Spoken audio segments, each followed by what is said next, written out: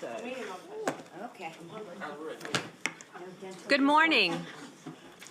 At this time of the year, the board considers those issues that are related to boundary changes and the capital improvements program. Today, we will review the proposed spring amendment timeline, Montgomery County Executive's recommended capital improvements plan for FY 2025 through 2030, the interim superintendent's non-recommended reductions, and an overview of boundary studies. If alternatives or modifications are offered today to the interim superintendent's recommendations to boundary scopes or project budgets that board members wish to modify, it would be helpful for affected communities to know about these potential changes prior to public hearings. Therefore, I am suggesting that we identify those alternatives or modifications today.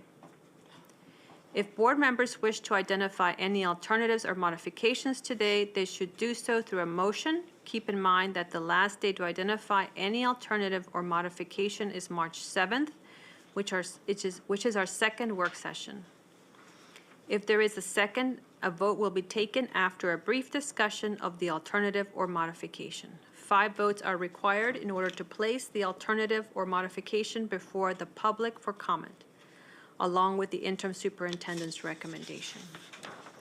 If the alternative or modification is adopted today by the board, staff will notify the affected communities so they may testify to the interim superintendent's recommendation and the alternative or modification by the March 14th hearing. Please keep in mind that a vote to place an alternative or modification before the board does not commit board members to support the change when final action is taken. Nor does it preclude the board from making any changes to the CIP when it takes final action. Again, the board is scheduled to take final action on these matters on March 19th, 2024. Dr. Felder, do you have any comments? yes, thank you, and good morning, President. I'll start again. Thank you. Well, thank you, and good morning, President Silvestri and members of the Board of Education. Today, we will present the following 3 items: an overview of the fiscal year 2025 capital budget and the FY 2025-2030 capital improvements program, also known as CIP. We'll also present the scope and budget estimate information for 5 capital projects included in the FY 2025-2030 CIP and 2 boundary study scope recommendations. On November 16, 2023, the Board of Education approved the FY 2025 capital budget and the FY 2025-2030 capital improvements program for Montgomery County Public Schools. The 6-year requested CIP total is $1.9 billion, with an FY 2025 expenditure of $466 million. On January 16, 2024, the county executive released his recommendations for the FY 2025-2030 CIP. For Montgomery County Public Schools, he recommended $1.9 billion for the 6 years, a funding level that is $91 million less than the board's request. The year-by-year expenditures significantly are reduced in the first 4 years, with additional expenditures recommended in the final 2 years of the CIP. On January 26, 2024, the Board of Education received a letter from the Montgomery County Council's Education and Culture Committee Chair, Will Jawando, requesting that Montgomery County Public Schools provide a non-recommended reduction scenario that would align with the county executive's recommendation.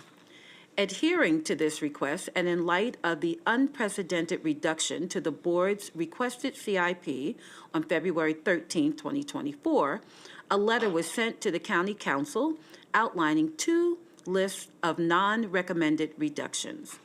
At this time, I ask Mr. Seth Adams, Associate Superintendent of Facilities, to begin the presentation. Mr. Felder, Adams. if I could interrupt, I always like to have our board introduce themselves, so I forgot to do that. Excuse me. Ms. Yang, you want to start on this side?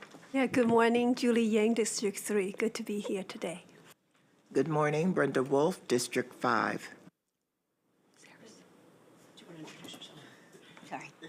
Good morning, everyone. Lynn Harris. I use she, her pronouns, and I'm an at-large member of the board.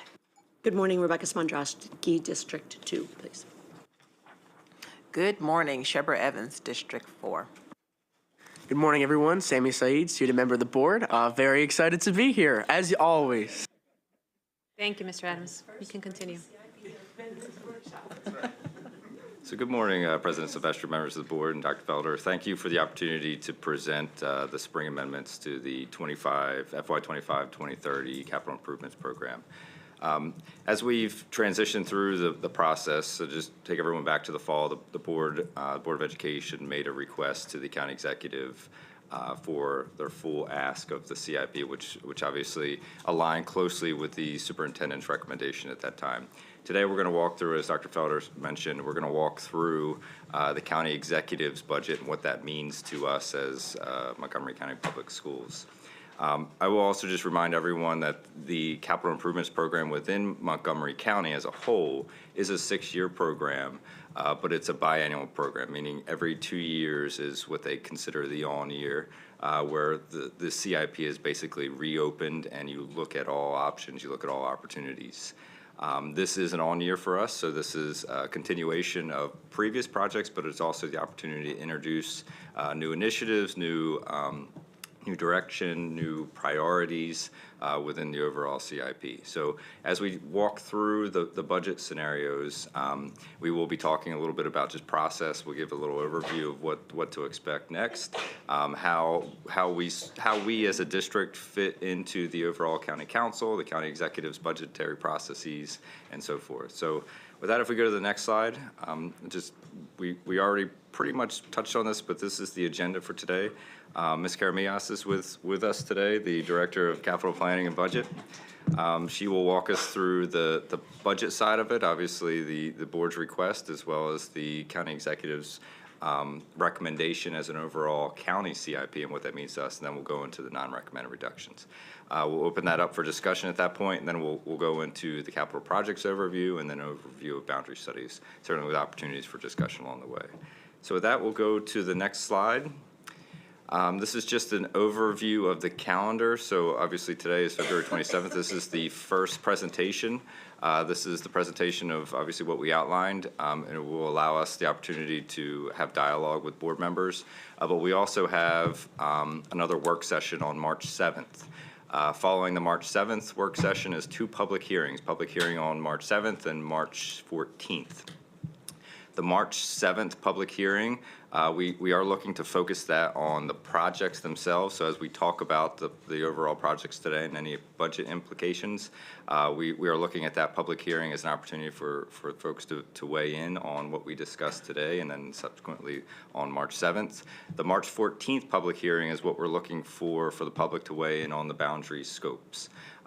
And that's certainly something that we'll touch upon once we get to that agenda item. But I just want to differentiate the 2 public hearings. Obviously, the public can weigh in on each, but we are focused on those 2 topics on those 2 days. And then obviously on March 19th is board action. Quick question, sorry.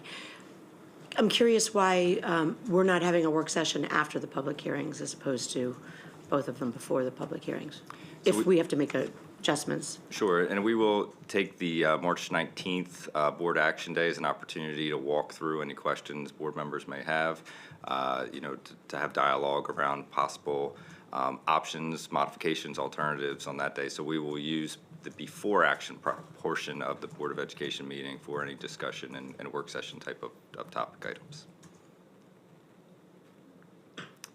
All right, with that, I will turn it over to Ms. Karamias, and we'll go to the next slide. Okay, good morning, everyone. So on January 16th, the county executive released his recommendation for the 25 to 30 CIP. The recommendation for Montgomery County Public Schools was $1.908 billion, which was a $91 million reduction compared to the board's request.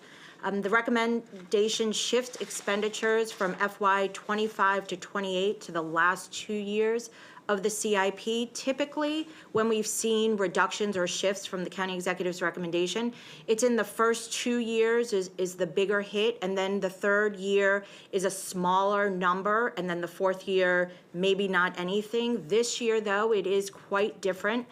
It is all 4 years, and they are significant reductions in those first 4 years. The recommendation, as part of the county executive's recommendation, it's stated that the board's request continues to display a pattern in which it is consistently large in the first few years of the CIP and underfunded in the out years. This leads to overprogramming of other projects, which are then repeatedly delayed once more traditional MCPS funding levels are requested in those years, meaning that in the board's requested CIP, as it has been for many, many years, the countywide systemic projects such as HVAC replacement or roof replacement or ADA, the first 2 years, because again, it is a biennial CIP where the first 2 years are those important years, and then the out years are opportunities again in the third year, which will be the first year of the next full CIP, an opportunity to increase those expenditures. And so from a fiscal perspective, while we put dollars in there, they are not the same level that are in the first 2 years. And that is what the county executive is referring to.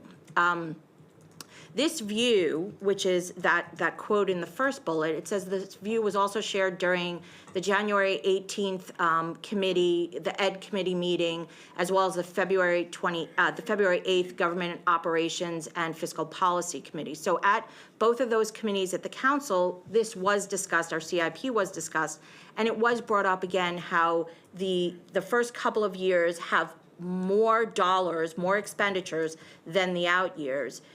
We always discuss this and we say that that's because that's where the construction projects are.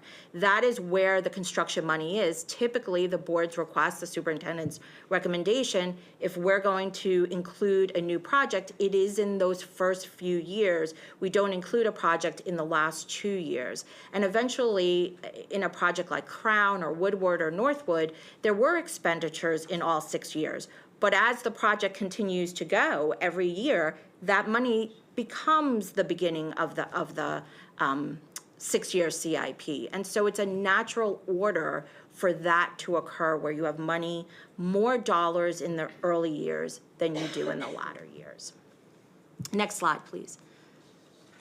So this is the county executive's recommendation compared to the board's request. And as you can see, there are reductions in the first 4 years, 54 million in the first, 110 in the second, almost 100 in the third year, FY27, and FY28, 81 million. That is pretty historic.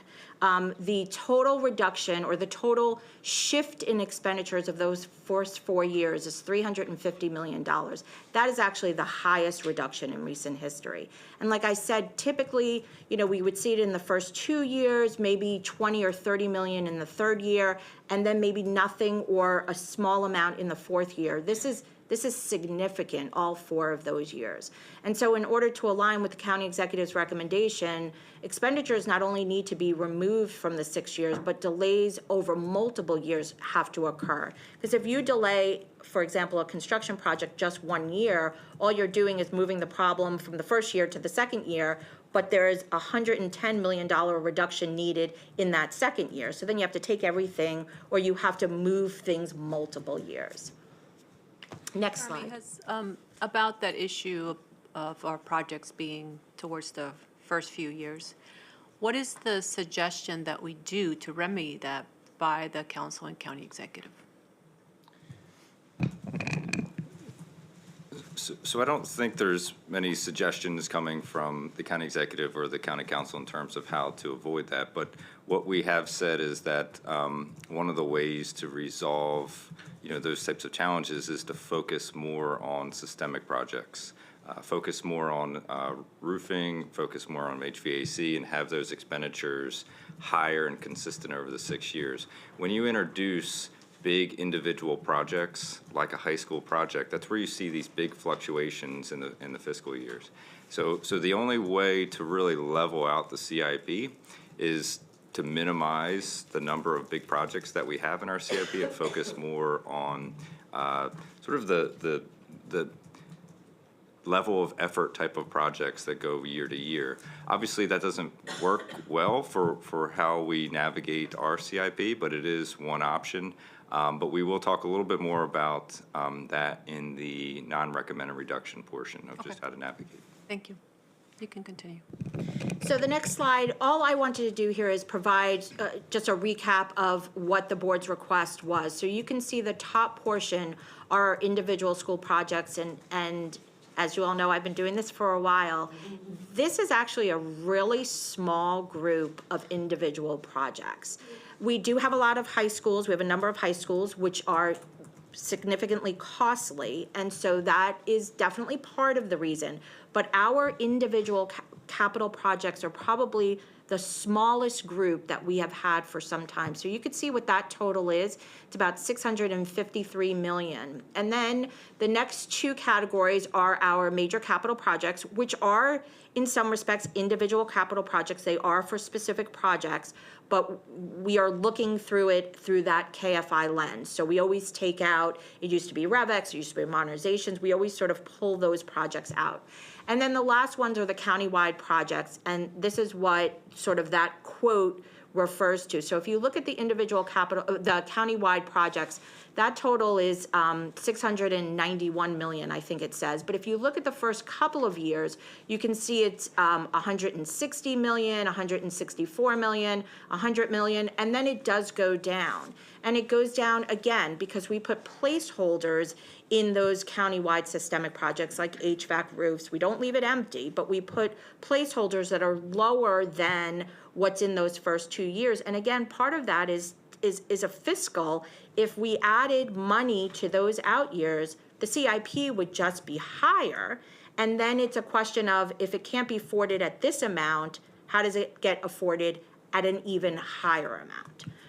And so that is sort of what we as a school system always grapple with when we need to do those non-recommended reductions. The other piece to that, and Ms. Silvestri, to answer your question too, is that if we were to just artificially increase the out years as larger placeholders to level our capital improvements program out, it is basically a reset of our CIP number. Basically increase it by Almost 250. probably $250 to $500 million artificially. So one of the strategies we've had over the years, and it's actually been supported by the council over the years, is to lower those out years to keep the overall CIP lower, not just have artificial numbers in the out years. The more artificial numbers you have in the out years, it does take away from other projects in the county that may be imminent or critical. And for us, it's important to identify real work that is actually happening or identified versus just artificially increasing for placeholder dollars. Okay, next slide, please. So this is, again, sort of where we are with those county-wides. If we were to add, and Seth just, we talked about that number, if we were to add in the out years, numbers that reflect, again, for example, HVAC, you can see, I think it's $35 million. If we were to add $35 million across the board, so we took those first two numbers for those county-wides that have placeholder dollars, which are still significant dollars, they may just not be the amount that's in the first 2 years. On average, it would be about $250 million more. So if you think about the CIP, your requested CIP at basically $2 billion, it was $1.99 billion, you would be talking about a CIP that would be $2.25 billion, just to have those higher placeholder dollars in the out years. Next slide, please. Do you want me to do it? Me. So non-recommended reductions. This is something that we have been asked for many years to come up with when the Board of Education's requested CIP does not align with the county executive's recommendation. So on January 26th, we did receive a letter from the council requesting that we go through that process again. On February 13th, we did provide the council non-recommended reductions. This year, however, the first time that we have actually provided them 2 lists of non-recommended reductions.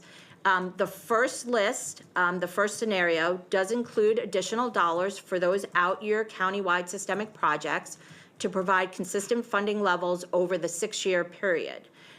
To offset that, because again, we're trying to align with the county executive's recommendation, so to offset those additional dollars and to meet the county executive's CIP, individual capital projects were delayed and expenditures were removed completely from the Board of Education's request, and we will go through both scenarios. The second scenario is a balance that removes some expenditures for newly requested projects, but maintains previously approved projects in the CIP, again, with delays, because there is no way to align with the county executive's recommendation without delaying projects. Next slide. Say anything? And before we go through the details of this, I did want to just highlight the reasons why we sent two scenarios. The first scenario, which we will walk through, does align with the comments made by the county executive and several council members at both the Education and Culture and GO committees. But in order to do so, right, to increase our countywide systemic numbers, you have to remove projects completely from the CIP. That's something that, you know, we have never suggested before. Again, every project that comes from the board is critical. But in order to do what the ask is to try to level out expenditure years, you have to remove projects, and we will walk through that. The second scenario is one where all projects stay in, but we do see a variety of delays and reductions of budgets. Second scenario may be a little more consistent with what we've seen in the past. Again, neither is ideal, right? The board's request is the ideal version, but scenario two, or the B option, keeps all projects in, and you do still see several delays. So I just wanted to differentiate the reasons behind that. And, you know, this will allow the council, as they go through their process, through not only the committee, but the full council, to weigh the pros and cons of each. You know, again, if scenario A is the preferred based on what they've said, that will result in them removing projects from the CIP. If they transition to what's been more traditional, it is maintaining projects and then making decisions around a variety of delays of projects. But again, I just wanted to highlight the importance of that. And then just a reminder, I don't think we can say this enough, the board's request is the board's request. We do not expect the Board of Education to support the non-recommended reductions. As we go through the process, we obviously understand that the board will continue to advocate for their requested CIP. These are purely scenarios in order to meet the county executive's budget. So I just wanted to, again, to reemphasize that. So, and Adrienne can walk us through scenario A here. Sure. So the first bullet that's up there for scenario A is to add those out-year expenditures for the following countywide projects. And again, you can see, and I'll just quickly read through them. ADA compliance, it's a total of $20 million in those last 4 years. Emergency replacement, it is a total of $6 million in the last 3 years. Fire safety code upgrades, in the last 4 years. So fire safety code upgrades is a total of $8 million in the last 4 years. Healthy schools is a total of $20 million added in the last 4 years. HVAC replacement, it's a total of $140 million in the last 4 years. Relocatable classrooms, it's a total of $15 million. That's only for 3 years because we put in 3 years in the board's request for relocatables. So it's just a $15 million increase in the last 3 years. And sustainability initiatives is a total of $40 million in the last 4 years. So again, that total is $250 million. That was from the last slide. That's where that number came from. It's $250 million that we added to the CIP to do those level of effort countywides. The next in the scenario is to remove all expenditures for the following addition projects: Mill Creek Town Elementary School and Blake and Paint Branch High Schools. Now, these were new to the CIP for the 25 to 30 CIP. They technically weren't approved by the county council because they were new to the board's request.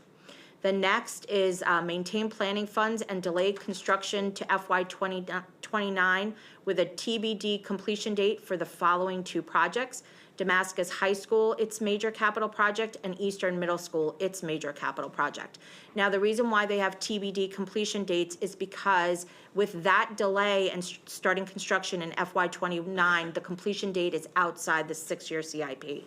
And so typically, we do not put completion dates for projects that are outside the 6-year CIP. So that is why they have TBD completion dates.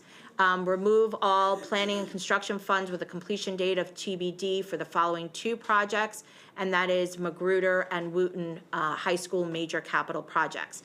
The site work for Wooten does continue, and that will be completed.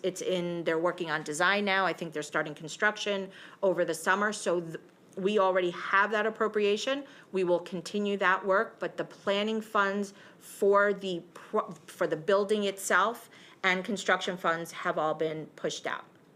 And the last one, maintain the planning funds and delay the construction for 2 years for the following major capital projects. So for Cold Spring, Damascus Elementary School, Twin Brook, and Whetstone, those are all of our elementary school major capital projects. Those were new again to this year's CIP request, and so those will all be pushed out. They all currently had TBD completion dates as part of the board's request because we didn't have all of the construction dollars in. So those construction dollars just moved whatever placeholder we did have and continued that TBD completion. And I just wanted to clarify a couple things. So the Damascus and Eastern Middle School, there's a delay in those, and the construction dollars, which essentially would result in a 3-year delay for both of those projects. Again, as Adrian mentioned, with that 4-year reduction, the only way to shift money out of those first 4 years of the expenditures is to move projects that far of a delay out. And then the other clarifier is when it says remove all planning and construction funds from Magruder and Wooten, that is removing those 2 projects completely from the CIP. And so, they will obviously show in the CIP, but just wanted to make that very clear that the first is a 3-year delay for those 2 projects, and the second piece is removing completely Magruder and Wooten from the overall CIP. With the exception of the site work for Wooten. Right. You go first. Just real quick clarifying question, because I've never done this before. So let's say that they do agree with the county executive's non-recommended reductions. Would you guys have to go with one of these 2 scenarios, or would there be a way that you could craft one in, a new one? Sure, and that's actually a great question because this is a scenario that's offered up to the county council. Mm-hmm. Once we offer up a scenario to meet the county executive's budget, it's really out of our hands. It's out of the hands of the school board. It's out of the hands of staff. They go through what they call a reconciliation process, which is to look at all projects in the county and make different decisions along the way. So you may have council members that would come out and say, we don't support let's say a 3-year delay of Damascus and Eastern, and they will start to look at what does that mean to transportation, what does that mean to rec centers, those sorts of things. So at this point, though, we offered up, as we were requested to do, the alternatives or the ability to meet the county executive's budget, and now that process is basically solely within the county council's purview moving forward. I see. So they make the decision specifically on which projects may be moved or not, or may get. Correct. Okay, I And see. they may take some and not all. Yeah. They may take some and add some. So the county council can also say, we want to delay, I don't know, another school, and they have the ability to do that. I see. Even though it was not part of the non-recommended reductions, and they have done that in the past. They have taken money from our county-wides, specifically HVAC from roofs, where they need to pull $5 million or $3 million, and they've reduced our CIP by that amount. They do not have to follow the recommended reduction, the non-recommended reductions that we have provided them. It is a place for them to begin. I see. Okay, thank you so much. That clears things up. Just to clarify on what Mr. Saeed was saying as well, unlike our operating budget, they have the authority to dictate projects. I figured that's what you were trying to get to. So they can handpick if they want some things from scenario A and some things from scenario B, or some things from none of these. They can make that decision. My question is in reference to you're saying that some of those projects would be completely removed. And I understand it would need to be at least 3 years, if not 4, to actually make up any of those dollars, as opposed to just pushing them down further. But what does that look like in terms of getting back onto the CIP?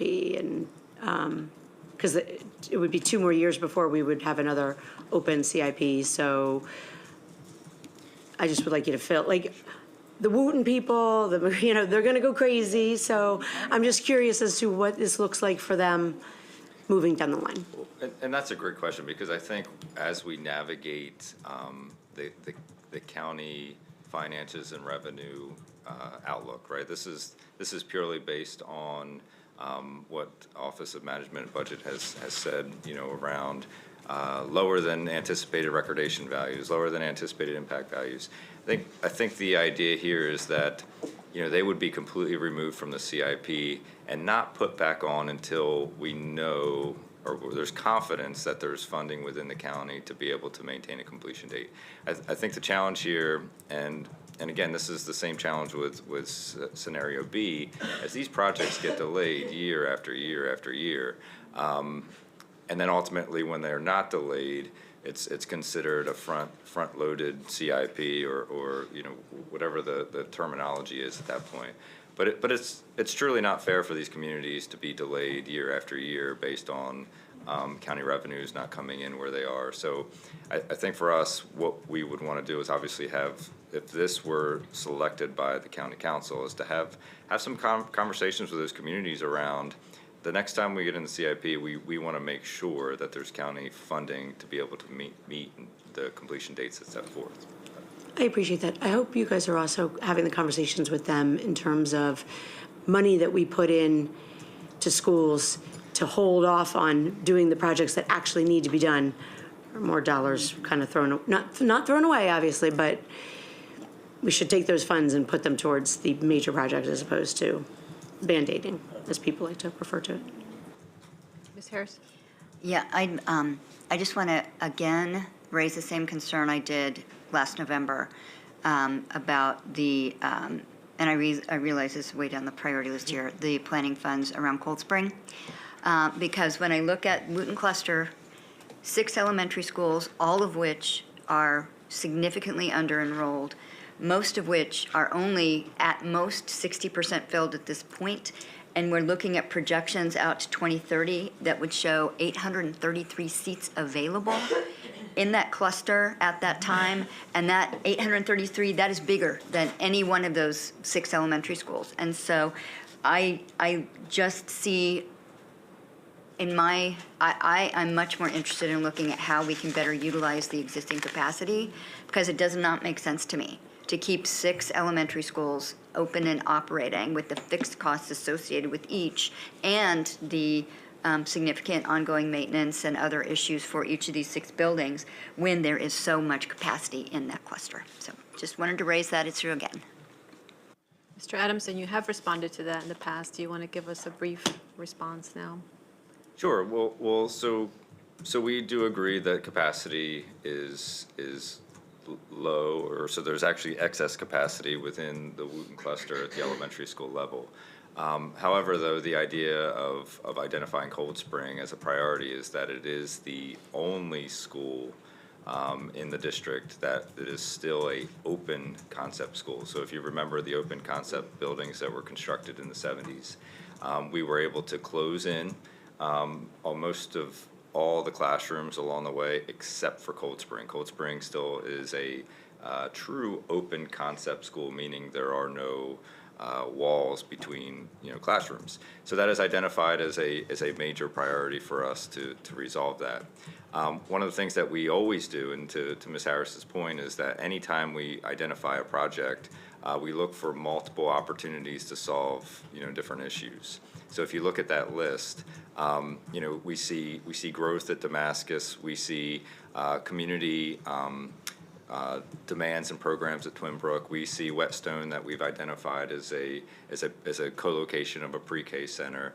Same with Cold Spring. We're looking at Cold Spring for opportunities to take advantage of, if you're going to build, how do you fill that building with capacity so that you're not just building for a 300-student elementary school, you're building for a 500 or 600 capacity school and filling that with the demands and needs that we have. That may result in some form of a boundary study in the future. It may result in different programmatic decisions, but we do agree with Ms. Harris that we are not in the business now of just building a new school for 300, a small capacity of like 300 students.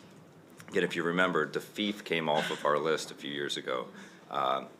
DeFeef was intended to solve capacity at adjacent cluster. Capacity started to diminish, so we pulled that project off because, again, we are not in the ability, in the position to be able to fund a $40 million school for just a small number of students, around 300. So we hear Ms. Harris loud and clear, and that's something that we will continue to walk through. If there's delays, obviously, we will revisit.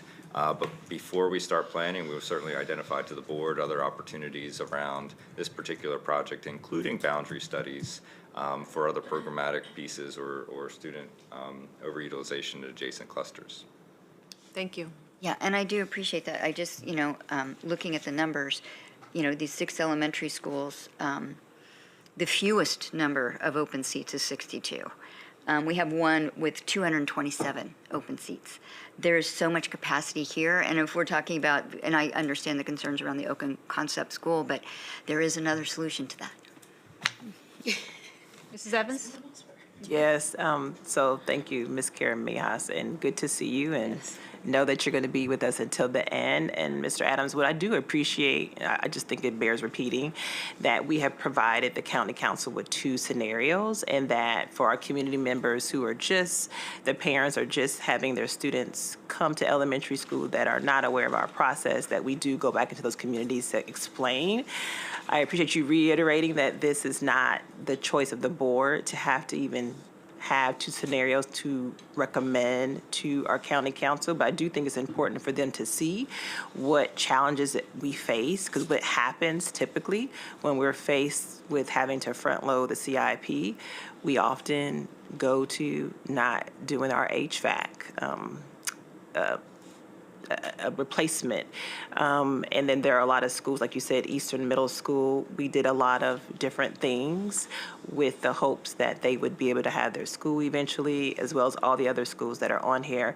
So I do hope that our community, because they are going to be very upset with some of the delays that are coming down the pike, just understand and know the financial constraints that we face, and that is ultimately at the end is not our decision. And then correct me if I'm wrong, typically when we've come to this point, when we go before the county council, they create like these tier 1, tier 2s, and how they decide, like each might put something in the tier 1 category and tier 2 category in terms of what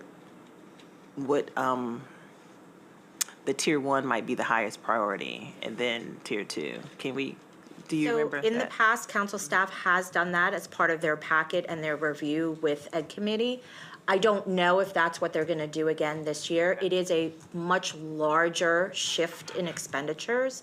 So I'm not sure. Some of that priority comes from us, that if we have not put a project on the non-recommended reduction, that becomes the priority 1, a reflection of our CIP. I don't know if that is going to be their process again this year. The meeting is the 29th, Thursday. That's the first or the second, I guess, Ed Committee meeting. So I guess we'll see whether or not they have done it like they have done it in the past.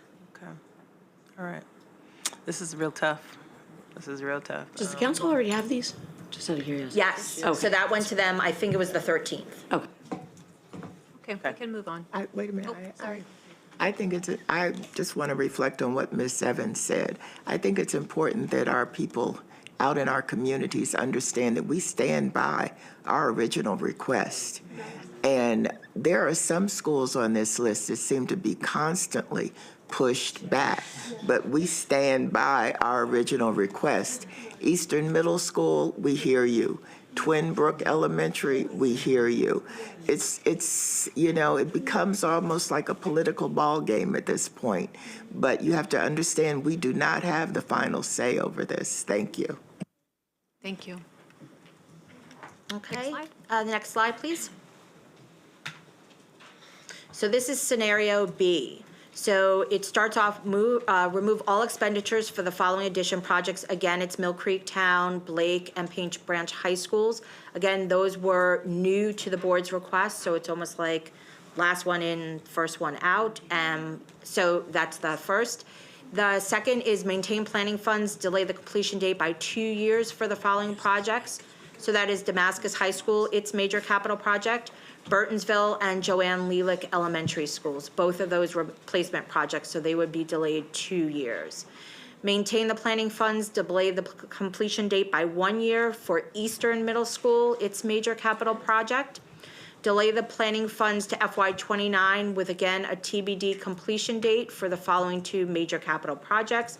That would be Magruder and Wooten High School. And again, the expenditures for their reconfiguration would remain on schedule. And then finally, maintain the planning funds and delay the construction funds 2 years for the following major capital projects, again, for those 4 elementary schools, Cold Spring, Damascus, Twin Brook, and Whetstone. Okay, so if there are no questions, I'll go to the next slide. So what does that look like? So you could see the top box is the Board of Education's request versus scenario A. So you can see those reductions. It's about a $91 million reduction.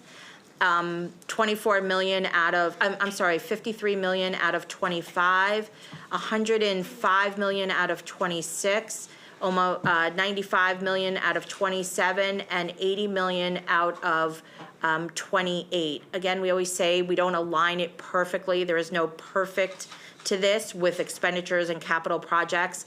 There are, and I mentioned it in the letter that went back to the county council, there are also technical adjustments to a number of the capital projects that expenditures were moved to sort of make the year by year work better, but it doesn't change the completion date to any of those projects, so we don't include them as part of the non-recommended.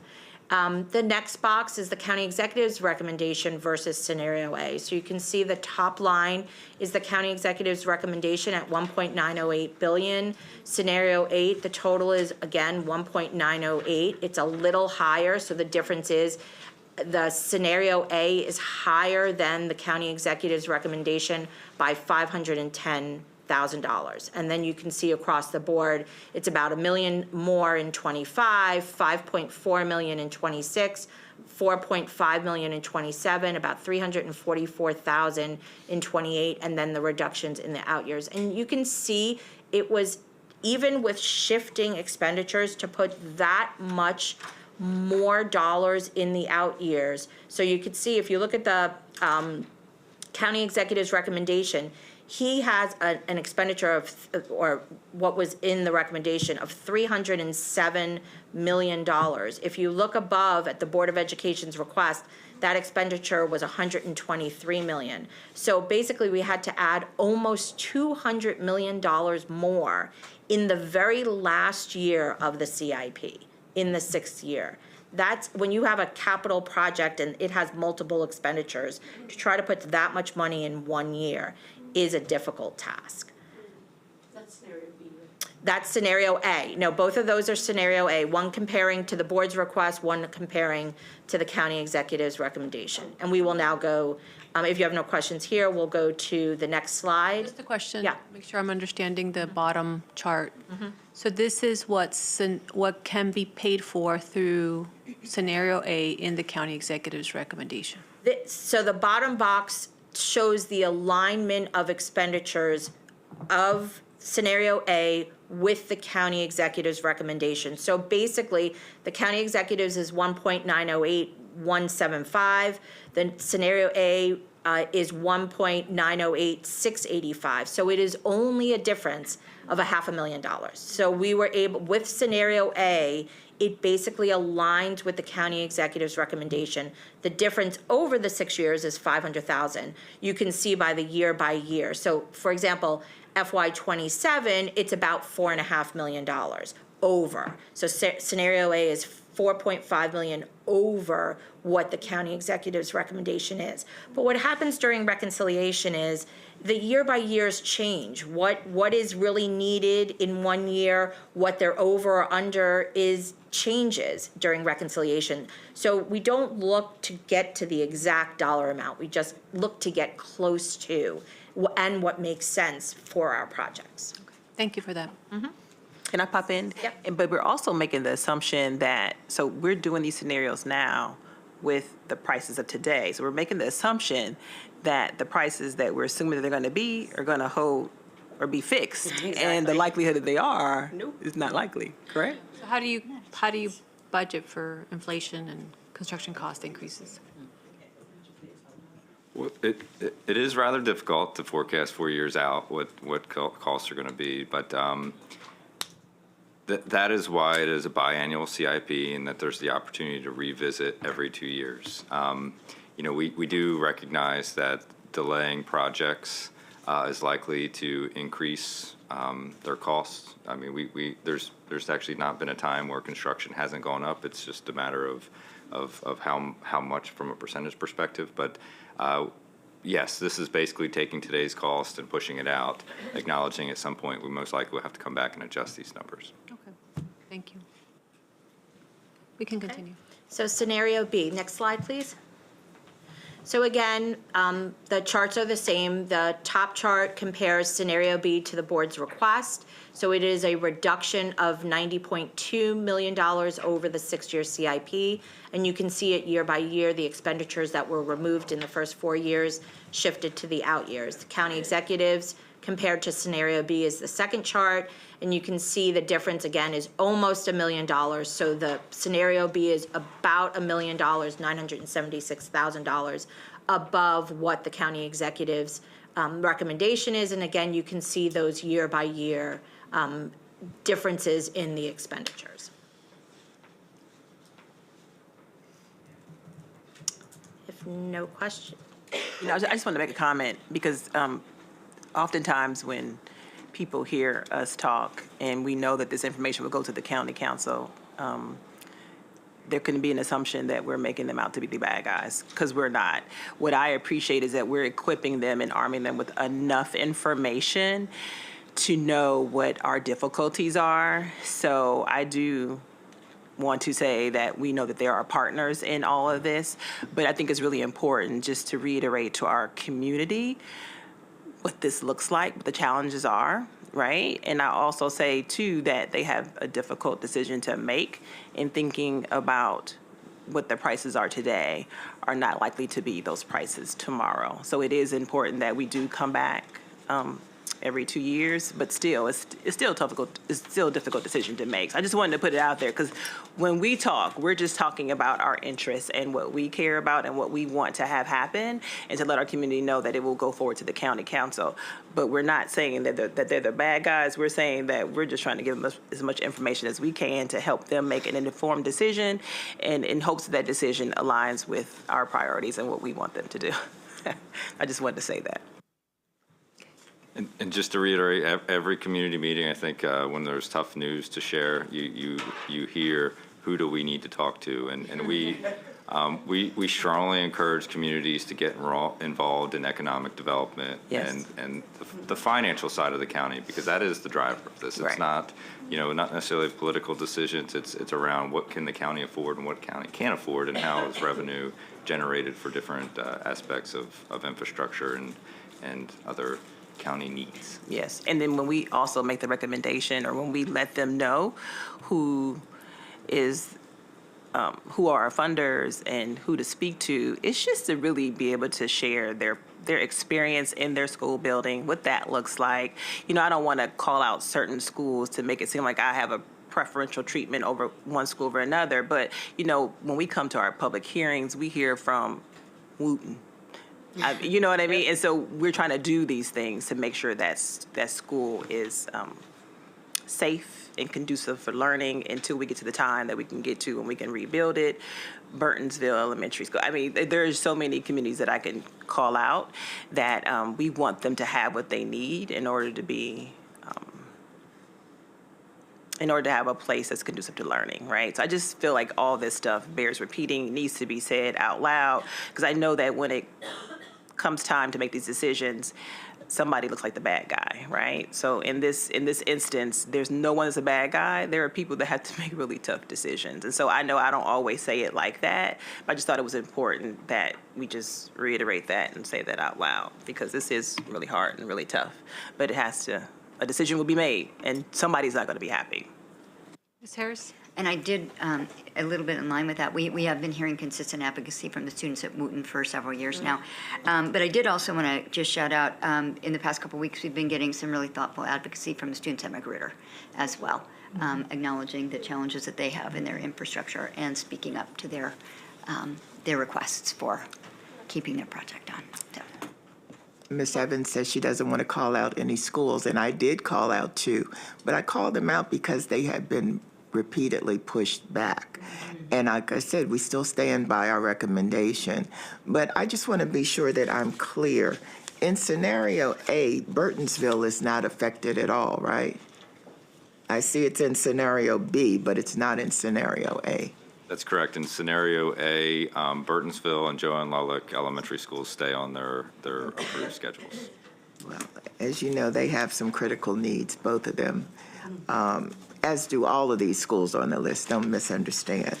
But I just know that I can understand why some of the communities feel like they're being disadvantaged year after year. And so we just want them to know that we hear them and we stand by our request. And all of these are important to us. Thank you.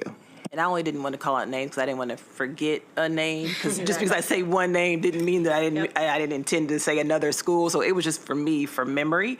And I could think of Wooten instantly because I see them all the time. But that did not mean that I didn't think another school was important. Yes. I just wanted to clarify that, right? Wooten is big on our list. They're very active. But like Ms. Harris says, I also heard from Magruder, and they have needs also. Thank you.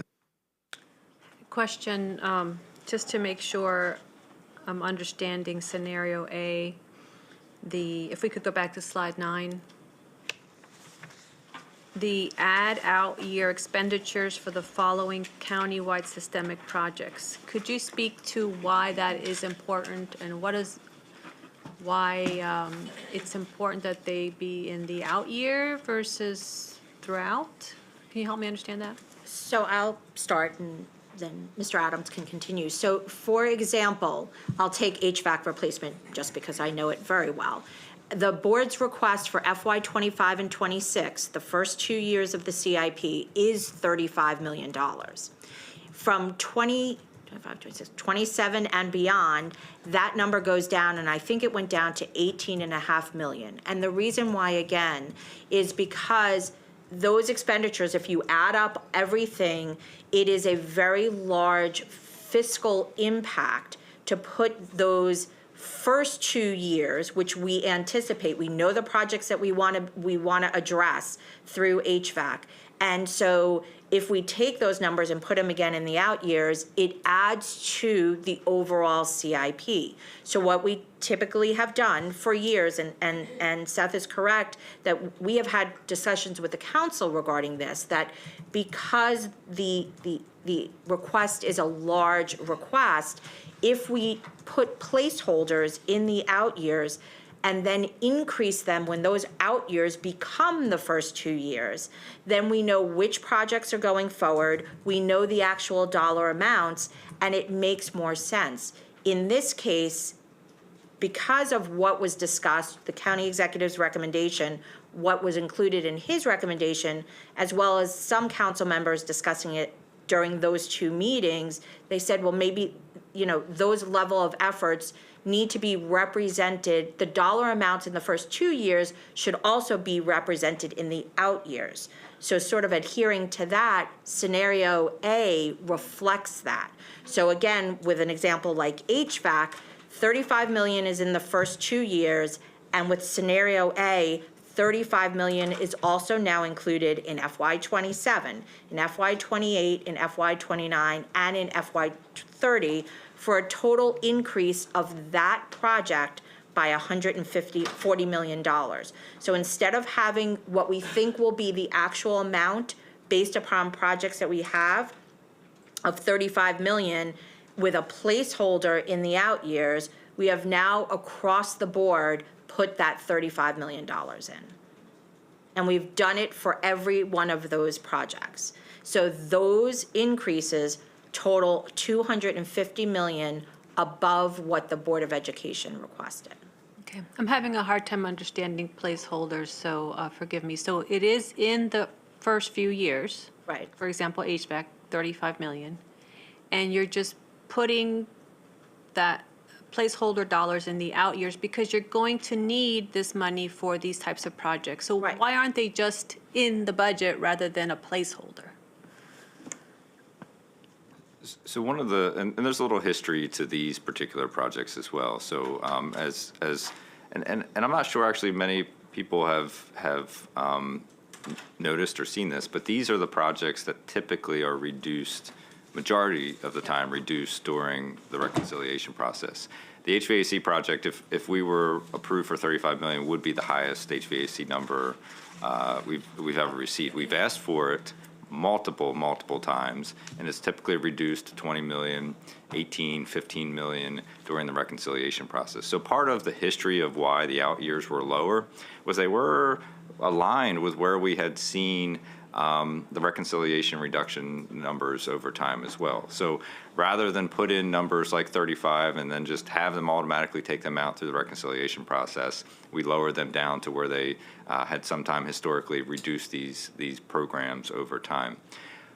I think the shift here, and again, the shift is, in my mind, it's a good shift because you're now building out a steady higher number, expenditure number over the 6 years. So it's going to be very difficult and challenging during the reconciliation process for council to reduce from 35 to 18 and then the next year 35. It's going to be very evident if those numbers start to reduce over time.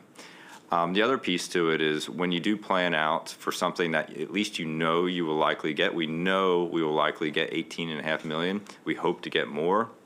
It allows us to plan over time as well. These projects don't pop up overnight. We plan them out.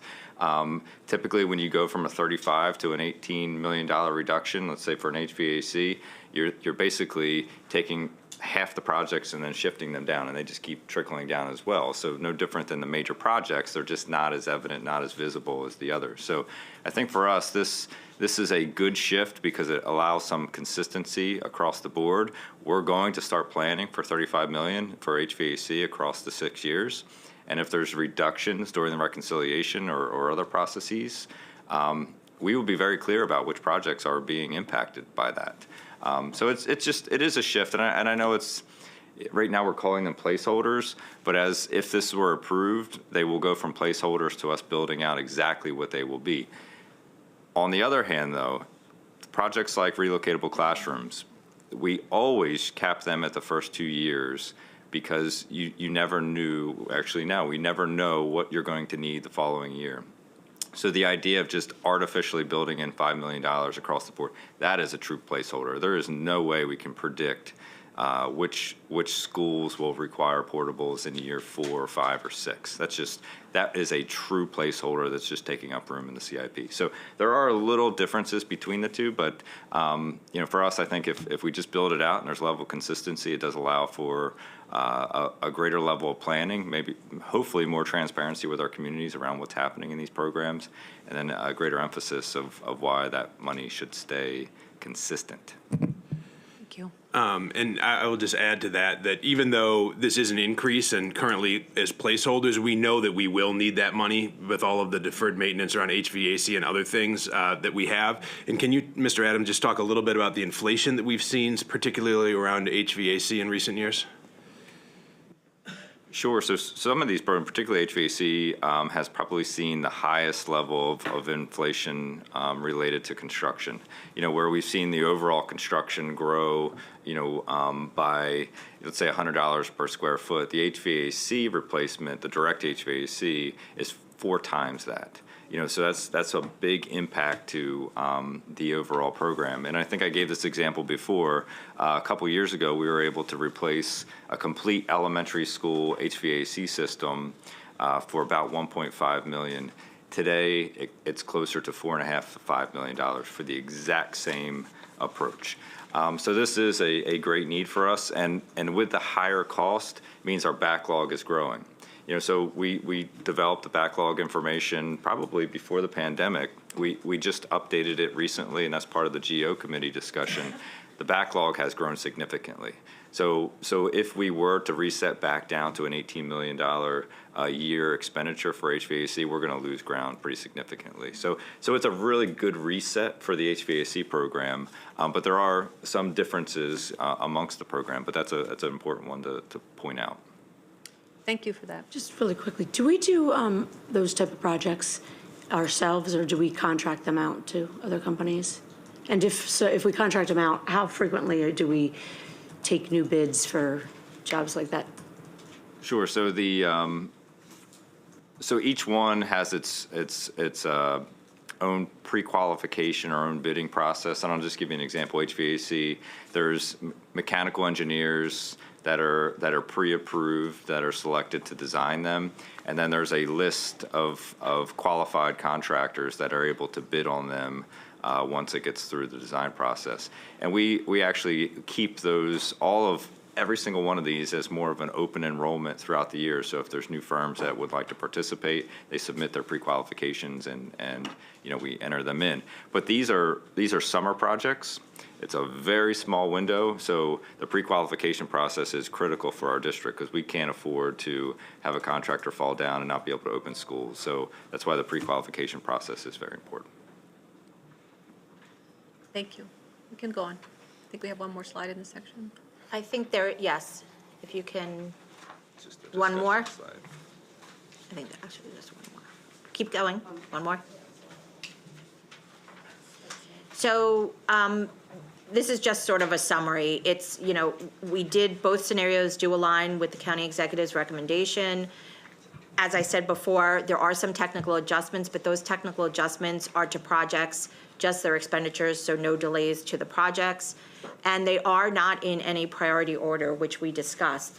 County council can take a look at them during reconciliation. They can pick ones, they can pick a couple from one, pick a couple from another. And we will continue to work with OMB and council staff to hopefully have not these non-recommended reductions come to fruition, but we will continue to work on that. And the next slide, I think, is just discussion. Okay. Any further questions from board members about this topic? Okay. Seeing none, let's move on. We have. Great. So if we can, if we lost our slides, if we can dive into the next slide. So this is the capital project overview. So we're identifying 5 projects on this list.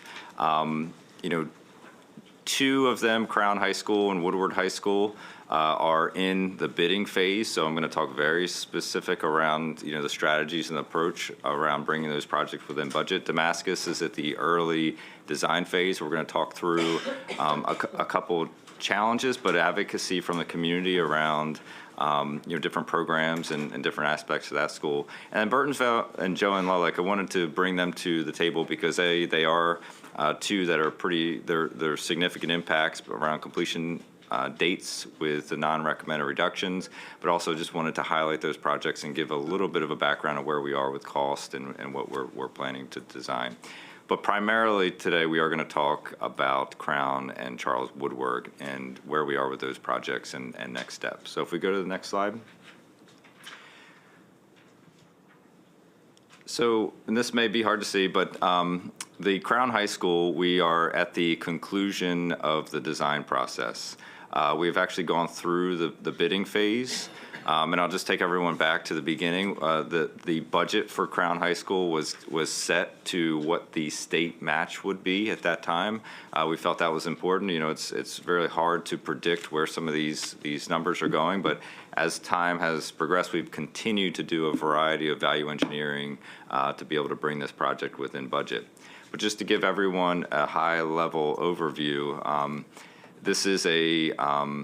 this obviously is a greenfield build for us, so it would be starting from scratch from a developer, city transferred property. We actually just did the mayor and council update last week on where we are with the overall process. We're still working through retaining the deed. We're working with the city around the field use agreement, so they would like to have a field use agreement before they issue a deed to us. But the deed and a few other easement elements are the last pieces before we can get started, and the goal would be to start construction hopefully May, June of this year.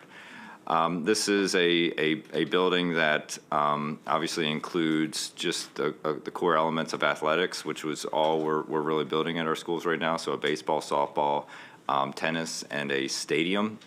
We are looking at artificial turf at these types of facilities because, again, we want to keep our students on campus for locations where we don't have practice fields, we don't have the opportunity to stretch our wings per se and have multiple athletic groups practicing or competing at the same time. In addition, this is for our fields that have artificial turf, we're able to use them for PE purposes. So with the constrained sites like this, that is the reason why we're moving in that direction. But you can see, as we actually started this project, the value engineering process reduced the building by a story. We took a story off of this to bring the cost down. We constrained, we tightened up different aspects of it. As you can see, we took advantage of, maybe you can't see this, but we took advantage of the grade. The top entrance, which is the car entrance, is off of Fields Road. That's a story above the back entrance, which is the bus entrance off of Omega Drive. So really taking advantage of the grade and allowing for minimizing site work. But one thing I do want to talk about here is that this is, and we're going to talk about the boundary scope in a few minutes, so we're sort of, things are connecting here, but this particular building is intended to solve significant capacity challenges at several of the neighboring high schools. So the completion date is really important for this particular school because the capacity continues to grow at those adjacent clusters. The other piece to this is that the property deed is tied to a date. There was, as part of the negotiations with the developer, the city determined a date in terms of when this building would transfer over, and that date is tied to fully funding the construction. So that is why you are not seeing this particular project on the non-recommended reduction, because any delay in construction funding would potentially lose the property for a really critical purpose. So what I'm going to talk about next is what we have gone through in the bidding process to bring this project within budget. As I think we mentioned at various fiscal management committees or even at the full board, we are looking at a variety of different ways to start the project if for some reason we're over budget. We are over budget on Crown.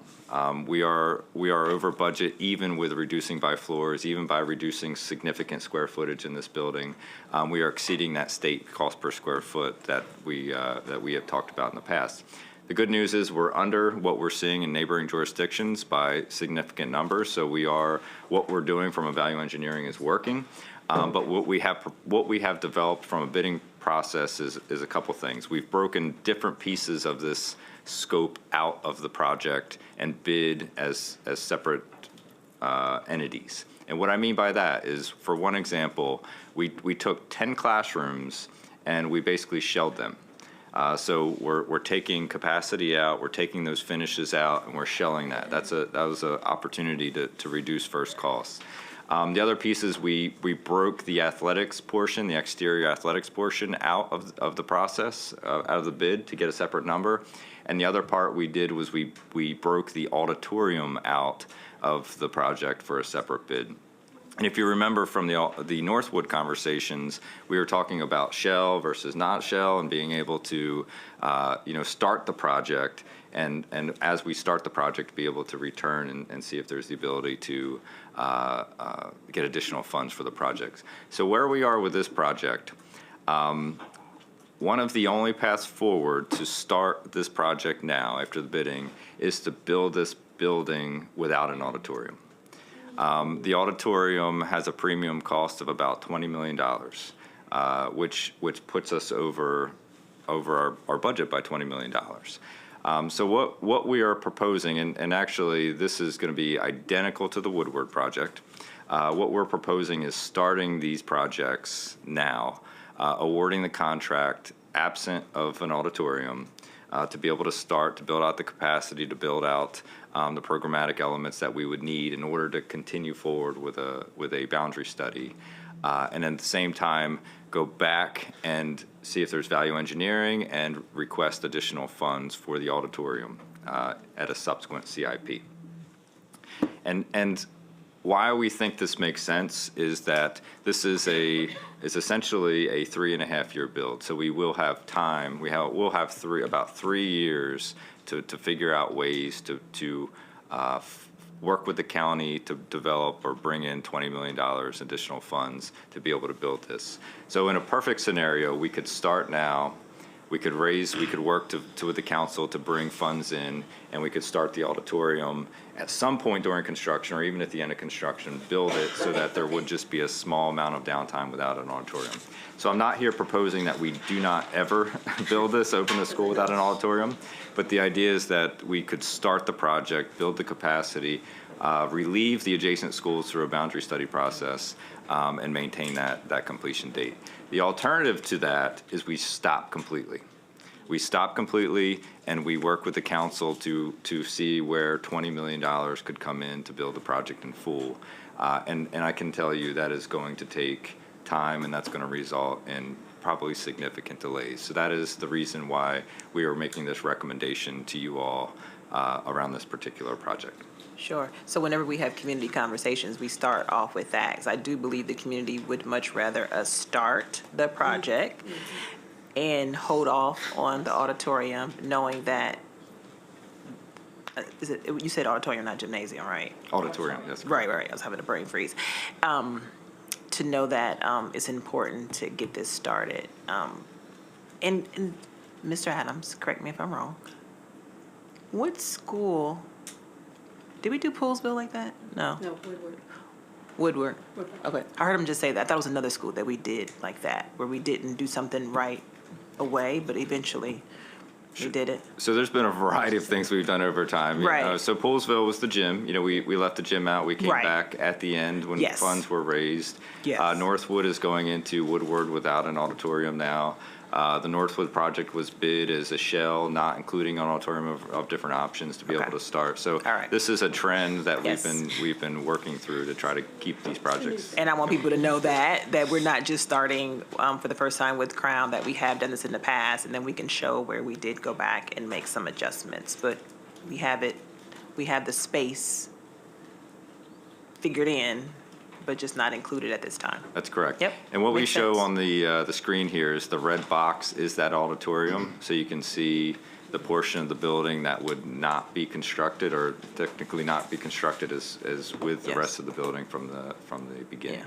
So we've come a long way, and I would say I've been on the board almost 8 years, and if I'm not mistaken, at the beginning of my time on the board, were we ever this creative in this way, like this? I don't know if we had the ability to do it, but I feel like we've done, when I say we, I mean actually mean you all, that you've done a lot of things in the past years to try to make it work, because we know the difficulties that a lot of our students and our staff face being in spaces that are no longer at the capacity in which we need them to, right? And like you said, Crown does play an important role with all the other high schools in the area due to the overcrowding. But no, I just feel like we've been really super creative in terms of our approaches to making it all work. And I would say, and I guess I undersold Poolsville. Poolsville, we actually Yeah, did in I thought phase we one did. and Yeah, phase two that's why I said Poolsville. I to thought we get did. started. If at Poolsville, if we waited for the funds, we wouldn't have probably had it. wouldn't have even started yet. So I think, that's a success story to show to our communities that we can start, we can work to raise additional funds, bring in additional funds, and keep the project. It might stretch the project out a little bit from a construction duration, but ultimately, starting is better than just sitting and waiting Right. and And so what it doesn't do, or what it won't do, is not have the community members still reach out to us and email us and say, don't get the auditorium for Crown, because Poolsville still did that. They wanted to ensure it every step of the way that we included their gymnasium, and they came to all the hearings. And so I am okay with that, but I do appreciate that we found an alternative to keeping Crown, so to speak, on track. Those are my comments. Thank you. Yeah, so just a clarifying question. So looking at the diagram here and the red rectangle, is the thought that the auditorium might be built as a disconnected, like a separate space, not connected to the main building? Or it's hard to tell? That doesn't look connected. Sure. So it is connected, for all intents and purposes, but from a building code and a building perspective, they are almost separate buildings for a lot of reasons. So this would almost act as an addition, for the project after those funds are approved. But the good news is it's fully designed. There would be no surprises around, what we could or what we couldn't do. It's ready to go. Just needs that additional funds. But I think if it weren't constructed by the time of opening, which I actually find hard to believe that we wouldn't at least even start construction by the time the school opens, is that would just be a green space waiting for ultimately the project to start. Yeah, and I do just want to echo that we cannot have a high school without an auditorium. It's spring performance season. Every concert, every dance showcase, every theater production is spectacular, and our students are so talented, but that is such a value add to them. I mean, the arts are essential, the arts are universal. They are what get many of our students through the doorway every day. And so, and I think one of the things that we would need to pledge to community too, we need to do this with Northwood as well, is ensure that even if the building goes up and there isn't a functional auditorium when we begin occupancy, it will not deter or detract from their ability to put on. We will make arrangements for them to be able to have their concerts, their performances, to rehearse, whatever that would be, a shared arrangement with a nearby school or something. But they will be able to continue that aspect of the work of the school, because I think, again, the arts are just incredibly important part of what we do. Mrs. Wondrowski? Yeah, just a quick question. It's not necessarily relevant. I'm more curious. Do you think that this could potentially be some sort of trend, if you will, of building separate buildings? At Poolsville, they had this. We built the science center, and then they built the gymnasium and things like that.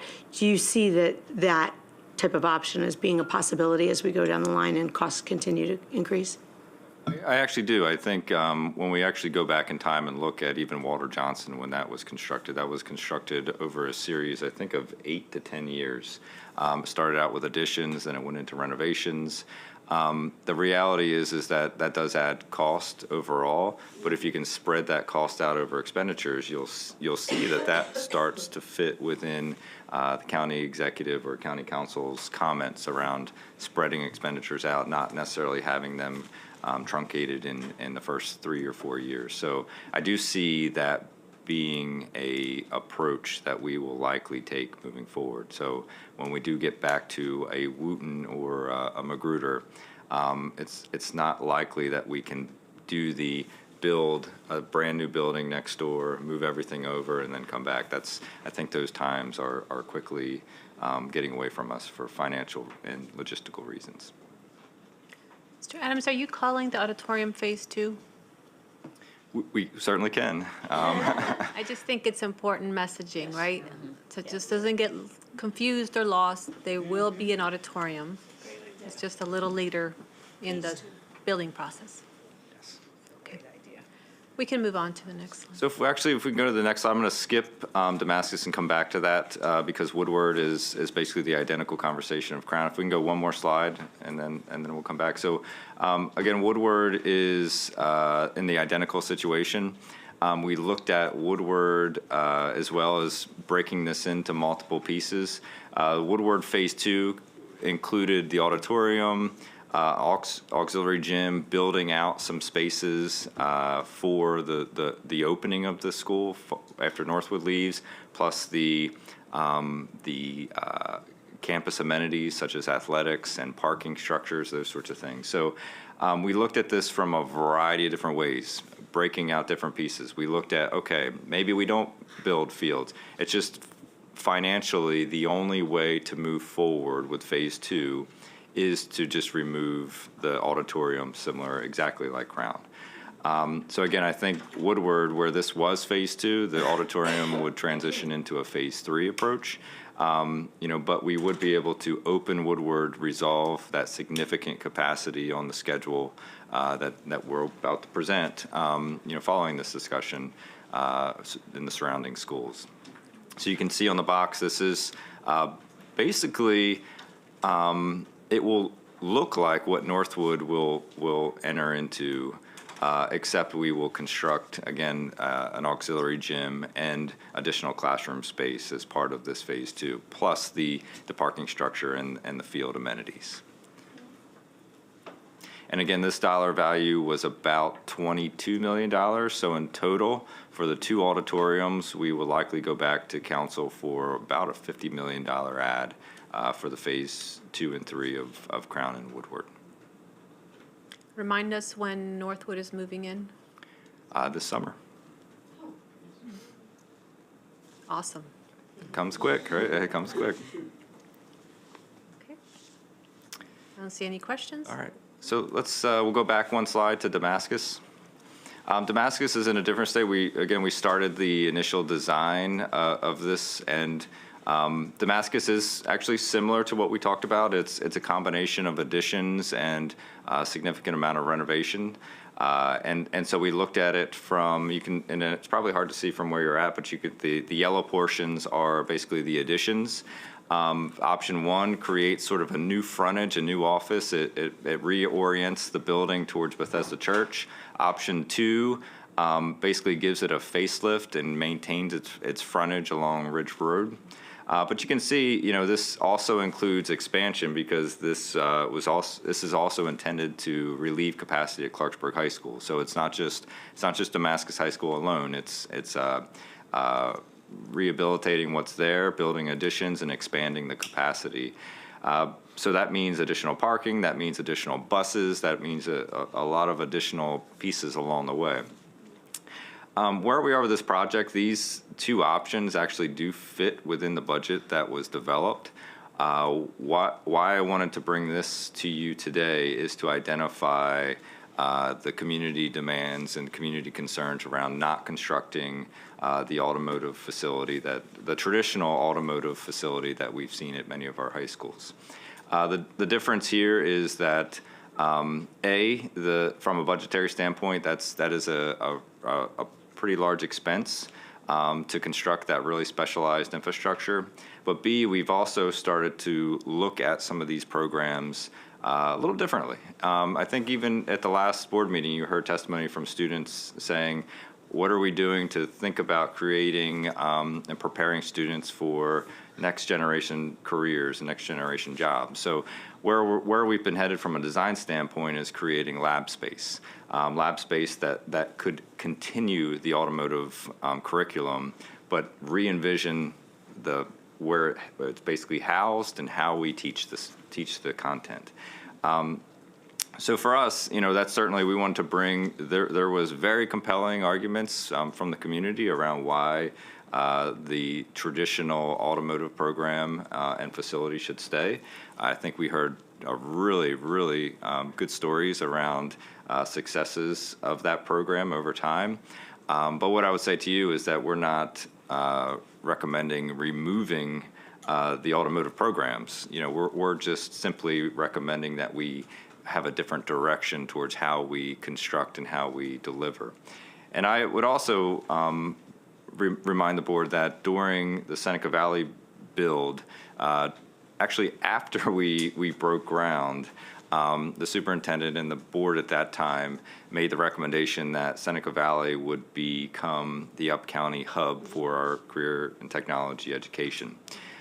So one of the things that we've talked about is that there are certain limitations to being able to do like an automotive type of program in a lab space, but that year 2 and 3 or year 3 could transition to Seneca Valley to take advantage of that particular facility. That was part of the vision of the superintendent of the board at that time. Again, it's a different board, different superintendent, but I just wanted to remind everyone of that decision and actually a pretty substantial fiscal impact at that time to move in that direction. So we wanted to bring this to you today, not to necessarily weigh in and approve option 1 or 2, but we certainly want to give the board and the community the opportunity to weigh in on building a traditional automotive program here.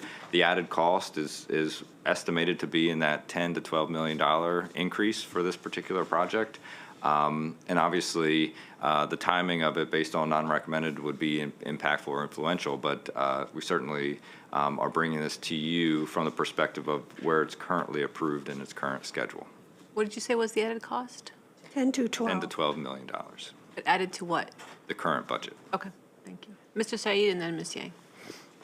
Yeah, so I just wanted to clarify, between these two options that we have in front of us, which one includes the automotive program and which one doesn't? Either. So right now, we're including the automotive as more of lab space, so it does not include the traditional Edison, Gaithersburg, Seneca Valley type of automotive space that you've seen in those facilities. So when you say lab space, I think, what do you mean by lab space? I can't picture that. So actually, we refer to lab space too, similar to Seneca Valley. So Seneca Valley has a pretty robust automotive, but the construction trade space is very different from that of Edison. And the Seneca Valley model is more of a lab space. So there's smaller labs where they're learning content, and then there's a space where they can do the hands-on work. It's not as robust, it's not as big and grandiose as the Edison. And what it's required is them to just deliver the content a little differently than what traditionally has been delivered at the Edison. So when we talk about lab space, we're talking about anything from a project lead the way type of space to a combination of what you see at Seneca Valley and the construction trades. So we have bay doors that open up for we have the idea of bringing in engines to work on engines. You can bring in components. Just the idea of bringing in, multiple vehicles with the lifts and the infrastructure involved is just cost prohibitive at this particular time. And the other piece to it is that we have talked over and over again about the idea of introducing the electrical vehicle piece to it, right? So our electric fleet on the bus, the idea of preparing our students to be able to transition into that level of maintenance is critical too. So starting to think differently about what needs to be introduced from that perspective as well. We know brakes, we know tires, we know all those things are going to be consistent, but the idea of an electric engine versus a combustion engine is very different, and how do we sort of transition into that world as well? Thank you. And, I haven't, fully stayed updated with what the community has thought of these changes. So, have you communicated with the community about the lab option? And I'm curious what the response to that was, because from what I heard, it was the program's being completely cut, we want to keep it. And I'm hearing the sort of middle ground. Have you communicated that to the Damascus community, and what have they said? We had multiple meetings out there. I think the conversation was challenging from the perspective of thinking about it differently, right? I think it was viewed, and I think if any of those 100 staff or 100 community members were here today, I think the idea of what they had and why it was there and how it contributed to not only the community but the students' growth is what they're looking for. The idea of what it could be is something that was a little more challenging to convey. We have talked about creating a smaller work group. Again, this is just one part of a large high school project, creating a smaller work group to look at it from the perspective of Damascus, but even beyond that, and how to ultimately deliver content differently. The automotive teacher at Damascus is phenomenal. I mean, the connections he's made with students and families over the year has been incredible. I think those stories, hopefully they come out and testify, are incredible. But you know, what we would like to do is even have him be part of that committee and think about, you know, again, you've been doing it a certain way for a long period of time, and it's hard to sort of transition into it. But you know, visiting different school districts or different automotive centers that have different platforms to be able to think differently is what we'd like to do. So, to answer your question, no, it was not. I don't think the conversation was at the level for thinking differently about delivering the program. It was more around advocating for it from a either it's there or it's not type of perspective. I see. And, you know, just so I'm clear, just, you know, in community messaging and everything, moving forward, is the only option to do the lab space, or is there a possibility of being able to, you know, create the new major capital project with the automotive space as it was before, or is that just completely off the table? No, and so to do that, the board would have to amend their budget for this particular project and add the most likely $12 million to the budget. And that would be part of the, you know, as President Silvestri mentioned at the beginning, that would be part of a modification to the existing CIP that could be introduced by the board. And the reason being is that the council and the county executive cannot add money to our CIP. That has to be requested by the board. So in order to deliver that, the board would have to amend the Damascus project request to include that. Okay, thank you so much. I appreciate it. Ms. Yang? Yeah, thank you. So I have a comment and a question. So I'm glad you mentioned the electric vehicle for the automobile programs, because I was overseas this summer and I saw a much higher percentage of electric vehicles in the streets compared to what we have here in the United States. I went to some countries and I myself have made the transition to an electric vehicle, which the maintenance is completely different. The technology requirement for the people who work on the vehicles are different. So I'm glad that we will look at our existing automobile auto programs to see how we can incorporate or enhance that portion. When I look at this option 1 and option 2, I notice one of the big differences is the space for buses. One is 44, one is 27. How many buses does the school require for parking, and why the difference here? So I believe the number exceeds 44. If I remember correctly, it was probably closer to 60 buses. So regardless of option 1 or option 2, there would be staging involved of buses, which is not unlike many of our other schools. So it's just actually a difference of how our transportation team would navigate this particular site from a bus staging perspective. So wave 1 would come in, pick up kids. Wave 2 would then follow behind and do that. So the part of the bus piece is we're just predicting the numbers right now too, because again, the next topic will be the boundary scope. So not necessarily knowing the full extent of transportation impacts, we're assuming a larger number at this point for preparation purposes and planning purposes. So, okay, that makes sense, the staging of the buses, so the capacity requirement is different. Now, my other question is, if you look at option A, option 1 or option 2, are they coming on the same budget for these 2 options? Correct. And then, but option 2 have a 3-story addition along Bethesda Church Road? Oh, so is that just mentioned 2 times, or Ridge Road? Oh, okay. So the difference is that there's a Ridge Road component added in the option 2, but the budget will come in at a same time? Correct. The Same big amount. difference between option one and option two is option one, you can see the administrative function that stays or it swings around over to Bethesda Church. On option two, the administration piece still is the frontage of Ridge Road where it currently is now.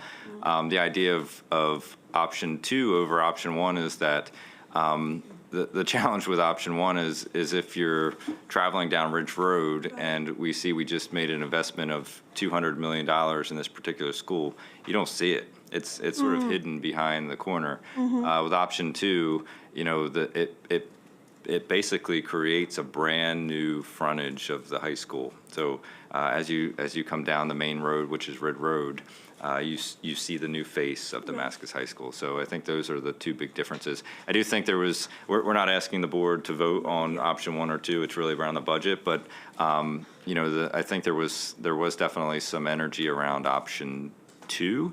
Again, from the perspective of maintaining the Damascus High School feel off of Ridge Road. It does constrain the bus loop, but I think some of the positives associated with it were gaining some momentum during the meetings. But I would say most of the meetings we had about 5 people that were there to talk about the school, and the rest were just about the automotive. So once we make some headway on the automotive, we're going to re-engage and try to focus on the building and the whole school aspect of the project as well. Okay, thank you. Mr. Adams, back to the automotive. So are you saying that we will build at Damascus the model that we have at Seneca Valley for auto lab type space? Correct. Neither of these two options included. The current budget does not include a Seneca Valley or an Edison-style automotive facility. But you said Seneca Valley is even different from Edison. It's more of a lab-based versus full. That's the construction model. The automotive portion of Seneca Valley is very similar, if not identical, to Edison. So when I was just talking about trying to envision what a lab space would look like for automotive, I was trying to refer to the construction portion of Seneca Valley because that looks very different than Edison. It is more of a lab space. It allows for more flexibility, so it's not just purely, many different curriculum functions could use that space beyond just construction trades. So that's the idea of being very flexible in our design options and what we currently propose at Damascus within the current budget. Are there any other schools that have automotive programs besides Edison and Seneca Valley? Yes, Gaithersburg High School. And which style does that have? It's Edison? Yeah, it's more just older. Okay. And so the options for Damascus students are to apply to the Seneca Valley CTE program and No, we are so far away from that type of discussion. I think, what was introduced at the meeting as options is that, yes, there could be transportation to Seneca Valley depending on the model, but I think even beyond that, if you can start the program at Damascus, and then again, if students continue on to the certification portion of it, which I think our understanding is very few have, and we have a team here from curriculum that can answer that particular question, but very few move into the certificate portion of it, which for us would mean transporting students down to Seneca Valley for that portion of it. But there's a couple models here that could work. We're not suggesting students that are interested in automotive have to transfer to Seneca Valley. I think it's just more of an idea of how to get them access to the right facility for whatever the portion of the curriculum element is. okay. I was just gonna I think just the board is very committed to CTE, so we want to make sure that our students all over the county have all the options. And if we could frame this into something, electric focus or something that we're giving the communities rather than taking away, I think that will go a long way. We did, as a board, make the decision once Seneca Valley was open, that if if someone did want to participate in one of their CTE programs, but didn't want to have to do the back and forth stuff, that they could potentially go to Seneca Valley full-time. I just wanted to let you know that. They have a choice. And so both options, both CIP options keep planning money for Damascus, but delay construction by 2 years. Is that correct? Well, option A is 3, scenario 2 with a non-recommended is 2 years. So it's a 3 and a 2 year delay in those 2 options. I guess what I'm getting at is, do we have time to Yes. think this through a little further because of the delay? It doesn't have to be decided today, or else it's. So the only difference is that if council does restore Damascus on its current schedule, this would be a fairly critical decision by the board. And the reason it would be critical is because it is space intensive, meaning footprint intensive. You know, we can't tuck this into the building, and you know, it would be an appendage to the building, and that would be pretty impactful to the overall site design as well. So if the project stays on schedule, we would strongly recommend the board make a decision around additional funds or not additional funds at this time. So for me, in order to make that decision, if we need to, the numbers, the data is important, because we understand that a lot of our students, when they engage with our CTE pathways, sometimes they just start the beginning. They don't go to the end to get the industry certification. They do exploration, right? And then they decide. So it will be important to see the matriculation of numbers in order for us to understand fully the impact of whether to have or not to have the program. And I do think, you know, our curriculum team has put together a tremendous amount of data on this. One of the reasons we didn't start with the full-scale automotive is the curriculum team brought to us the number of students that were leaving Damascus cluster to go into different programs. So the idea of trying to create the opportunity for those programs to exist at Damascus keeps more students in the Damascus cluster as well. So it was sort of a balance of what is the right combination of program across the board, not just an automotive or not automotive, but what are some of the other opportunities there for the students.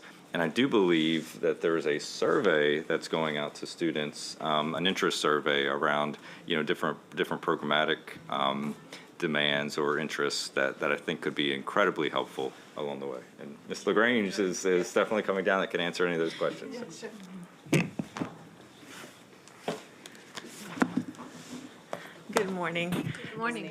So looking at the programs at Damascus High School, we have, as Mr. Adams just mentioned, looked at the voice data from the 8th graders who are selecting other programs. There's 7 regional and countywide programs available to students who feed into Damascus. We looked at their top selection. So that's one thing. We are right now in the process of creating a video. I spoke to the principal of Damascus High School and the 2 feeder middle schools, and we feel it's really important based on the data we received from last year's 7th graders, where students shared with us that they would like to have more information about the programs available to them in high school.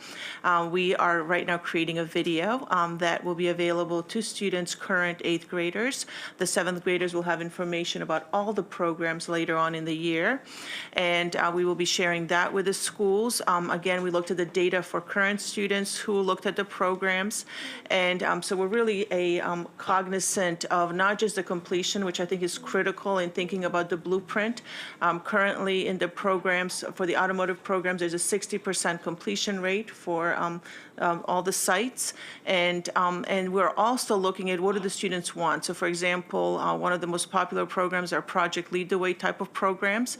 We know that there's a math component to that, so we are currently working with University of Maryland School of Engineering, and we're really excited because they have a program that's not solely focused on math, but it has components of robotics, components of design, so that students with different math abilities will be able to look at that program.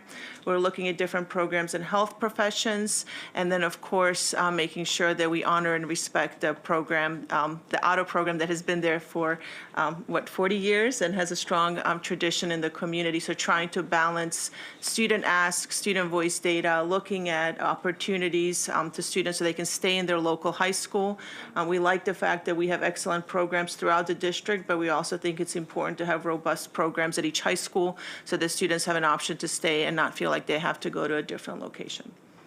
So all of that is being explored, and that will continue to be presented, and we will engage the community.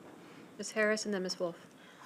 Yeah, I just, what you were saying, Mr. Adams, about if the traditional automotive facility were added to the design here, it would add significantly to the footprint.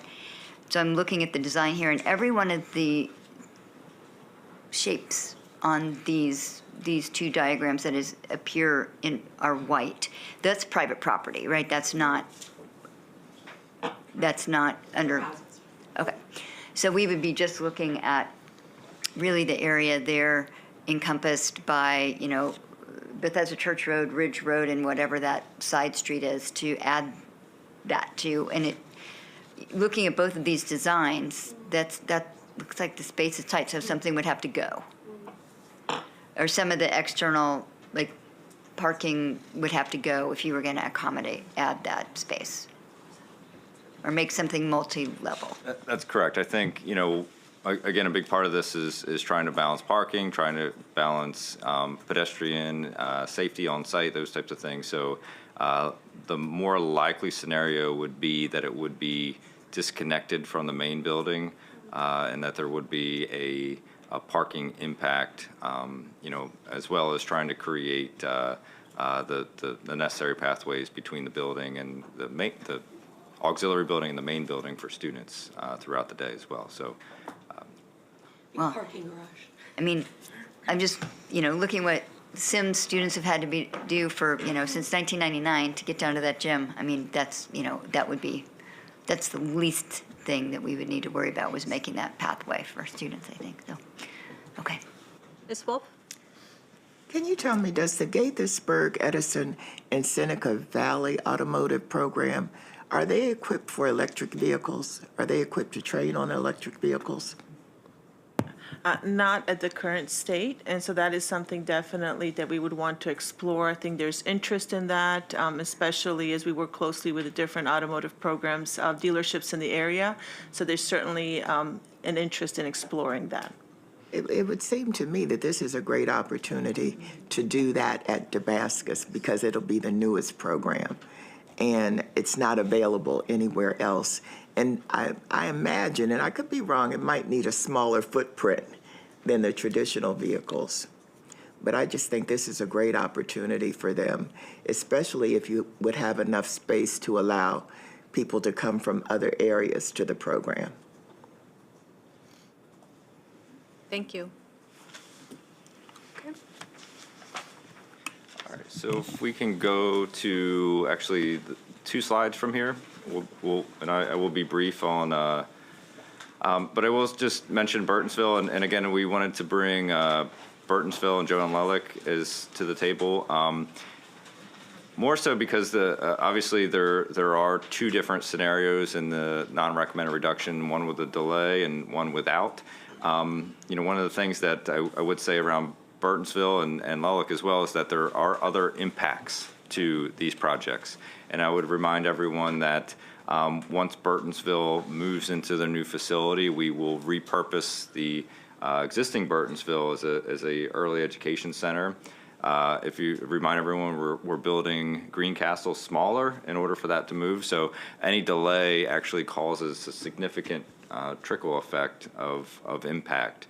So I wanted to bring that to everyone's attention, because it wouldn't necessarily just be a delay to Burtonsville. It would be a delay to the early education facility. It would be a impact to Greencastle, and most likely other surrounding schools as we expand pre-K and PEP throughout that area. So I just want to bring that to everyone's attention. This project is hovering right around budget, so we're oh boy.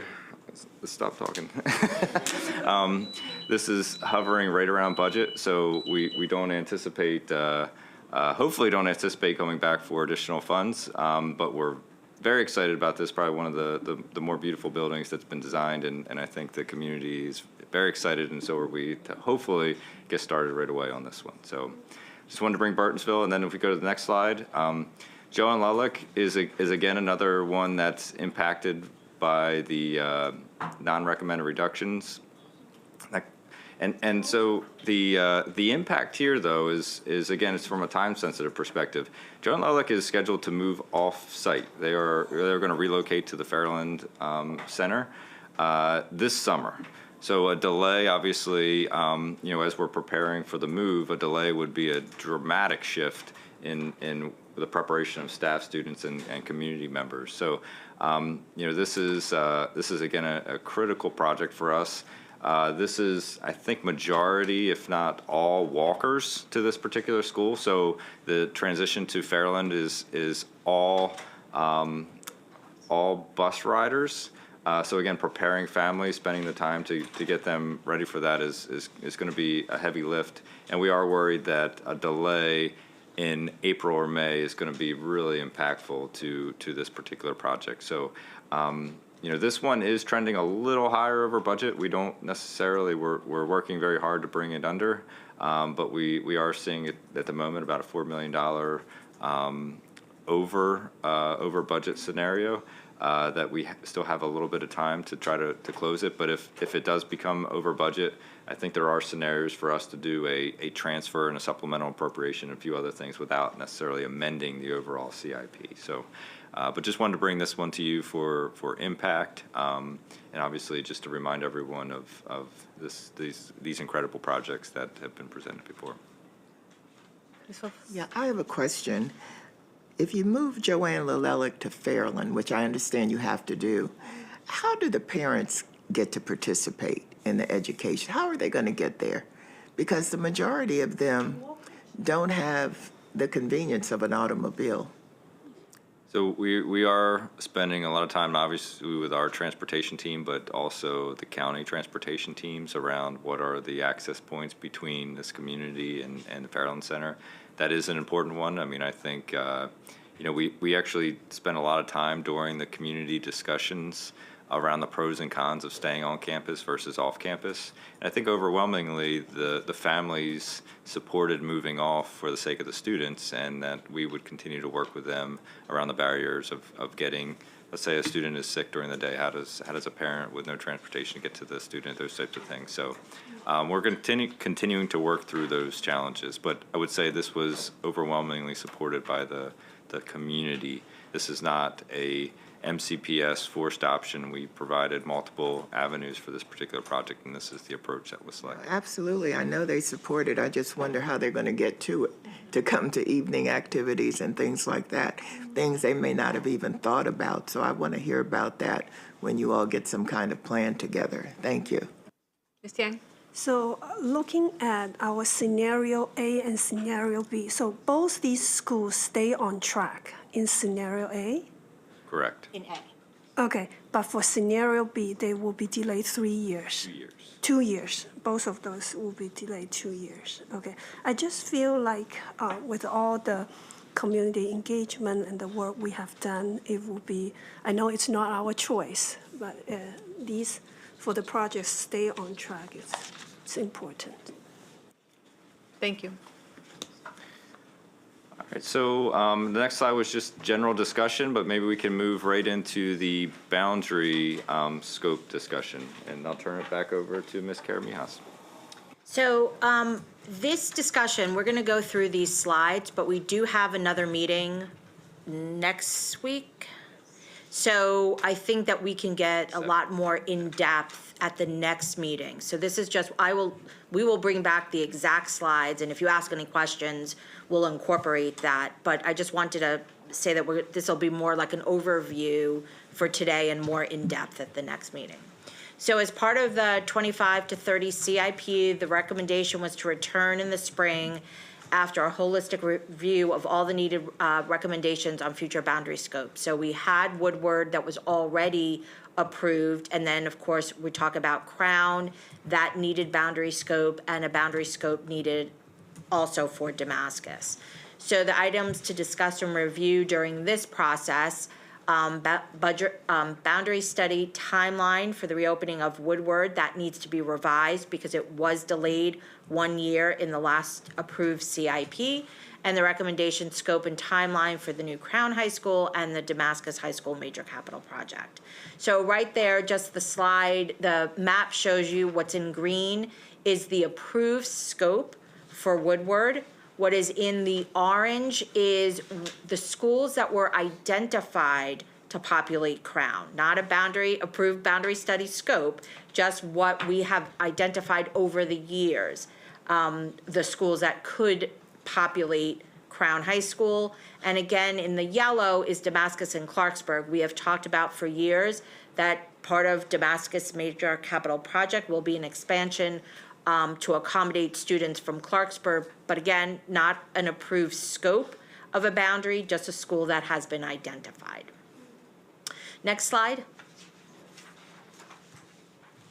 So the reopening of Charles W. Woodward, the adopted scope and timeline. So on March 28th, 2023, the board did approve the boundary study scope.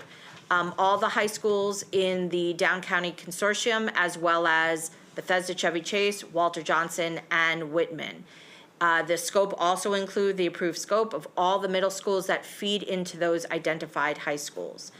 The next bullet is the adopted timeline. So you can see spring 2023, which was almost a year ago, we would have started that process. Because the project was delayed, that timeline process sort of was put on hold. But you can see the idea was it would start in the spring of 2023 with a winter 2025 approval by the board for a boundary study reassignment. Next slide. So based upon that review that we did this past fall, and we have done now, we've continued over the past couple of months since November. Below is the recommended revised timeline for the boundary study. And basically it is just a shift of a year.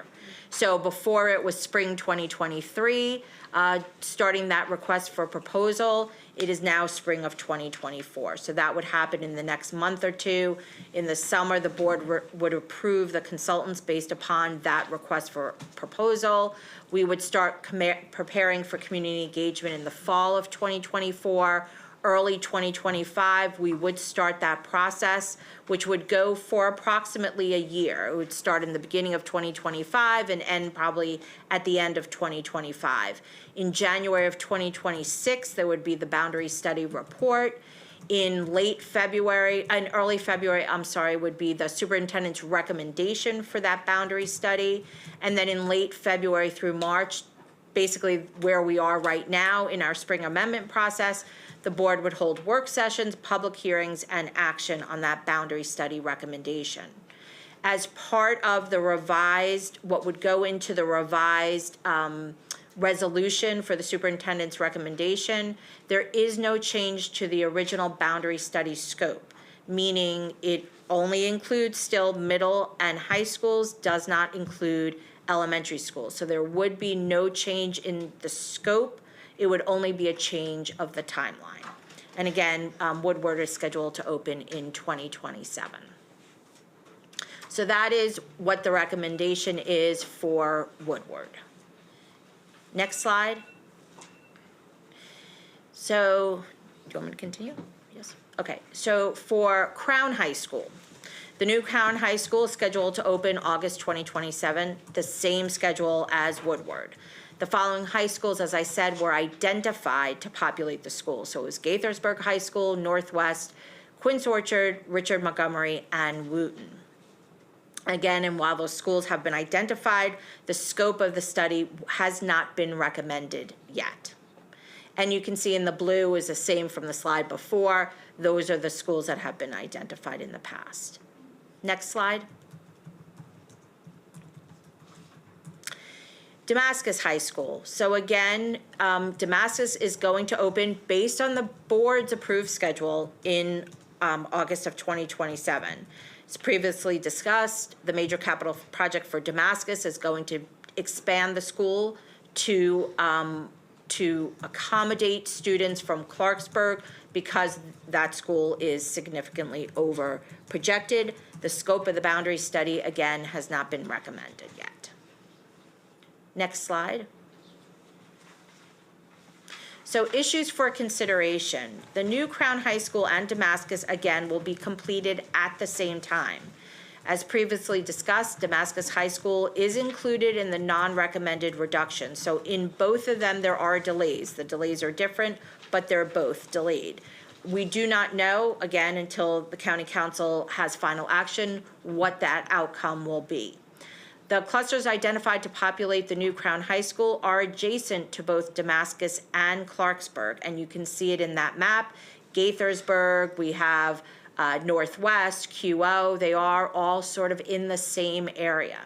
So the considerations that we did discuss over the past couple of months is combining the two boundary studies into one larger boundary study, and include adjacent clusters to provide broader analysis of boundaries. And we've done that in the past. We've included, it doesn't mean that everybody is shifted and reassigned, but it's an opportunity to take a look at adjacent clusters. So those are the considerations. Next slide. So based upon those considerations, the interim superintendent's recommendation is to combine the boundary studies for both Crown and for Damascus, to also include adjacent clusters to provide a broader analysis of the boundaries in what we are calling sort of the mid-upper part of the county. So the following high schools are included in the recommended scope. So Winston Churchill. Churchill is overcrowded and will be throughout the 6-year period. Clarksburg, Damascus, Gaithersburg, Richard Montgomery, Northwest, Poolsville, Quince Orchard, Seneca Valley, and Watkins Mill. I did these in alphabetical order, so there's no, I just did them in alphabetical. But you can see from the map next to it that all of the shaded clusters would be the clusters that would be included in the boundary studies. All middle schools that feed into those identified high schools would be included as well. No elementary schools are recommended as part of the scope of the boundary study. Do we want to? Continue. You want to continue? Okay, Questions at the end. that's fine. So next slide. This would be the timeline, and it is actually the same exact timeline as the Woodward because they are opening at the same exact time. So again, spring 2024, we would start that proposal. The board would approve it in the summer. We would prepare for the community engagement and then have the process go through probably the 2025 year, not school year, but year. January 26th, we would submit or release a report. The recommendation by the superintendent would be early February of 2026. And then again, during spring amendment process, you would have another, so you'd basically have 2 boundary studies that you would be reviewing, work sessions, public hearings, and action. The one thing I do want to say, it will, all our boundary studies include implementation recommendations, whether that's, an elementary school, grade 5, or students that would be going into grade 5 would be grandfathered. We typically do the same thing. Grade 7 moving to grade 8 would be grandfathered. In the Clarksburg, Damascus, and Seneca Valley boundary study, we actually grandfathered both rising 11th and 12th graders. In the past, it had been 12th graders. That was the first year, I think, where we did 11th and 12th.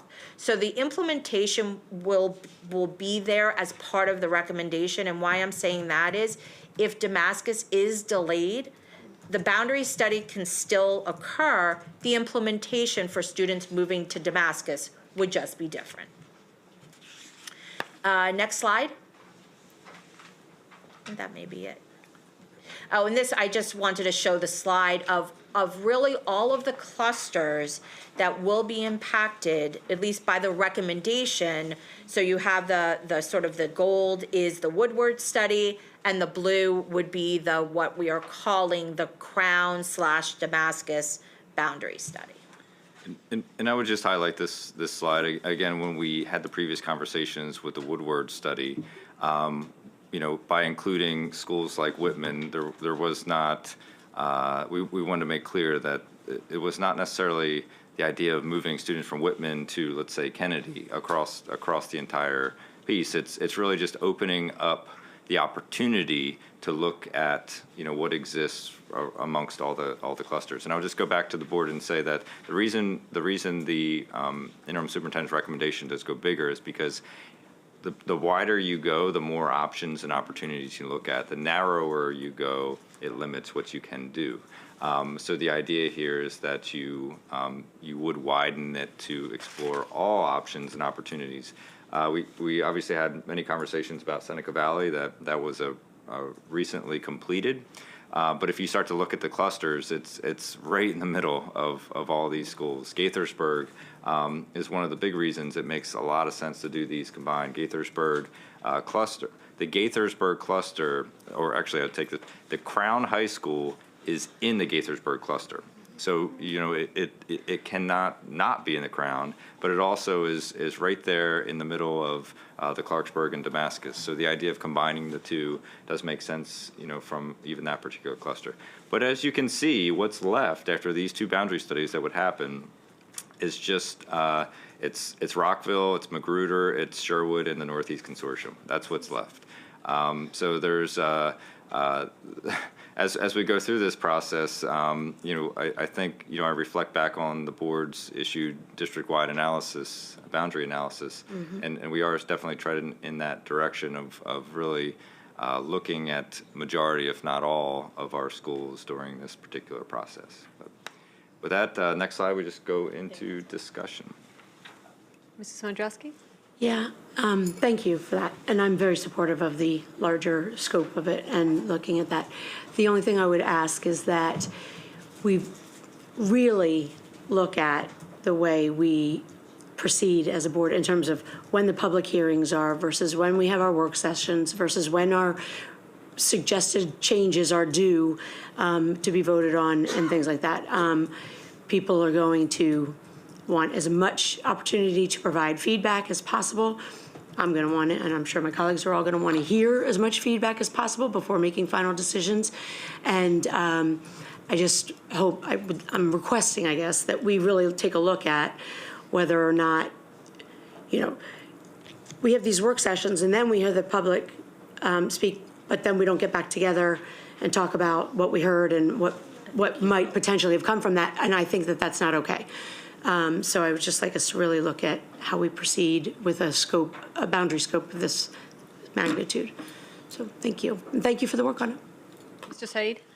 Yeah, so I know that one of the things that was brought up in terms of Woodward, and including the DCC and then some other schools, will Woodward for the DCC just become another school that students can choose from like the rest of the schools are? Like, will it just appear as another option? And how will that look like considering some of the schools they're going to be zoned for, and then other ones will have like the choice, to pick it? We haven't used too many. And that is a great question, and that's exactly what the boundary study process will explore. I would say with the Woodward study, the consortium model does create a complication, additional challenges to that particular one. Because it is, do you expand it? Do you do a different direction? But those are all things that the boundary study will work through.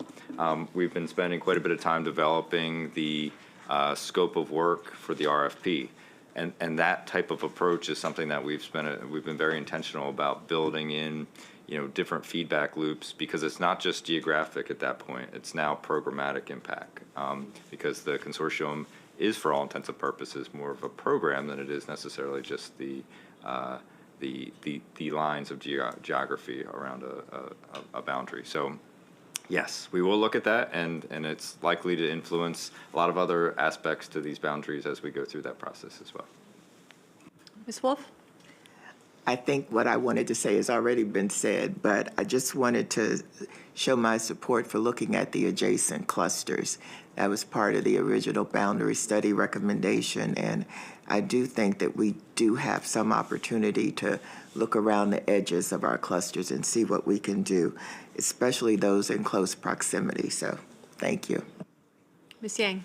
So first one is, first I want to associate myself with the comments made by other board members to have the time for us to really reflect on the public comment. It's really helpful. Now, one question of a clarification. I look at page 25, slide 25, Wooten is listed there. When I look at slide 28, Wooten is not there. I just want to make sure that Wooten is included in the expanded. So it is, and that's an error. So Okay. when we have our next meeting, I will make sure it's included, but of course, it will also be included as part of the, resolution. Okay. But yes, thank you for pointing that figured out, and that's why it is. I Yeah. will fix that. Yeah, no problem. Now, my questions is, with Crown and with Woodward, and even with Damascus, now Woodward, Crown are completely new high schools, and I think part of the boundary study is related to what programs these high schools offer. So will the community know before the boundary study what program will these high school offer? Because I think that might feed into their considerations when they provide feedback to the board.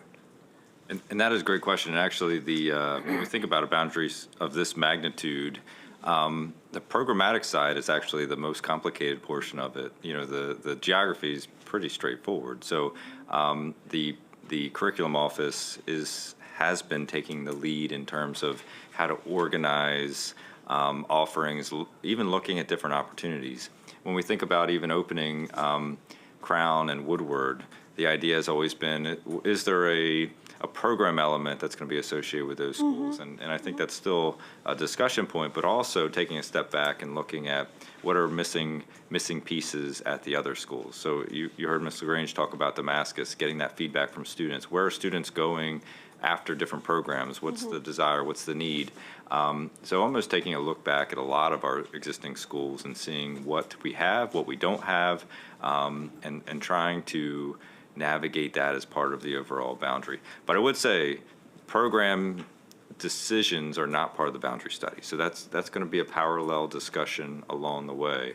But yes, that's probably the lion's share of the work that will be happening with these two boundary studies. Just from a practical sense, I understand they are two separate issues, but for a family, when they weigh in their pathways for their articulation for their students, that can be an important factor.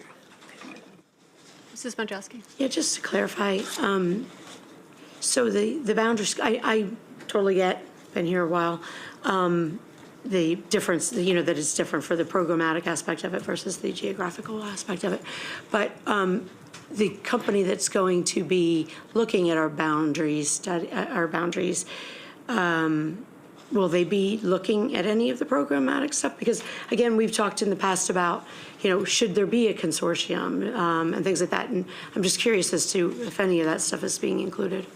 Sure, that will be part of the analysis, and I'll tell you why it has to be. So, and we'll look at Blair High School as a perfect example. When you disaggregate the number of students that are within the service area versus the magnet program, it's a significant number. When we're talking about moving possibly 700 students from Blair, there's likely to be some review and discussion around the programmatic side of it, but more so from the capacity of it, right? So, and then looking at, are there opportunities to replicate that, to sort of balance the number of students at that particular one versus another school? So yes, they are going to look at all of that, but what I mean by the board, the superintendent's recommendation will not include move this program from this school to that school. It will be looking at all the students, so looking at the capacity of those programs, and parallel to that will be saying, making recommendations around, do we need to recreate, do we need to shrink, do we need to do different things? I think very similar to as you've been going through your operating budget discussions this year around what makes sense today and then in the future from a programmatic standpoint. Yeah. Hopefully that answers the question. I know it's complicated, but that's a big thing, so I'm glad we're doing it. It's been a long time coming. Ms. Harris? Yeah, and just building on Ms. Podrowski's comments, I mean, to me, when I look at all of the programs that we now are saying are available to students, whether it's an application program, it's a lottery program, it's, here are the things that are available to you.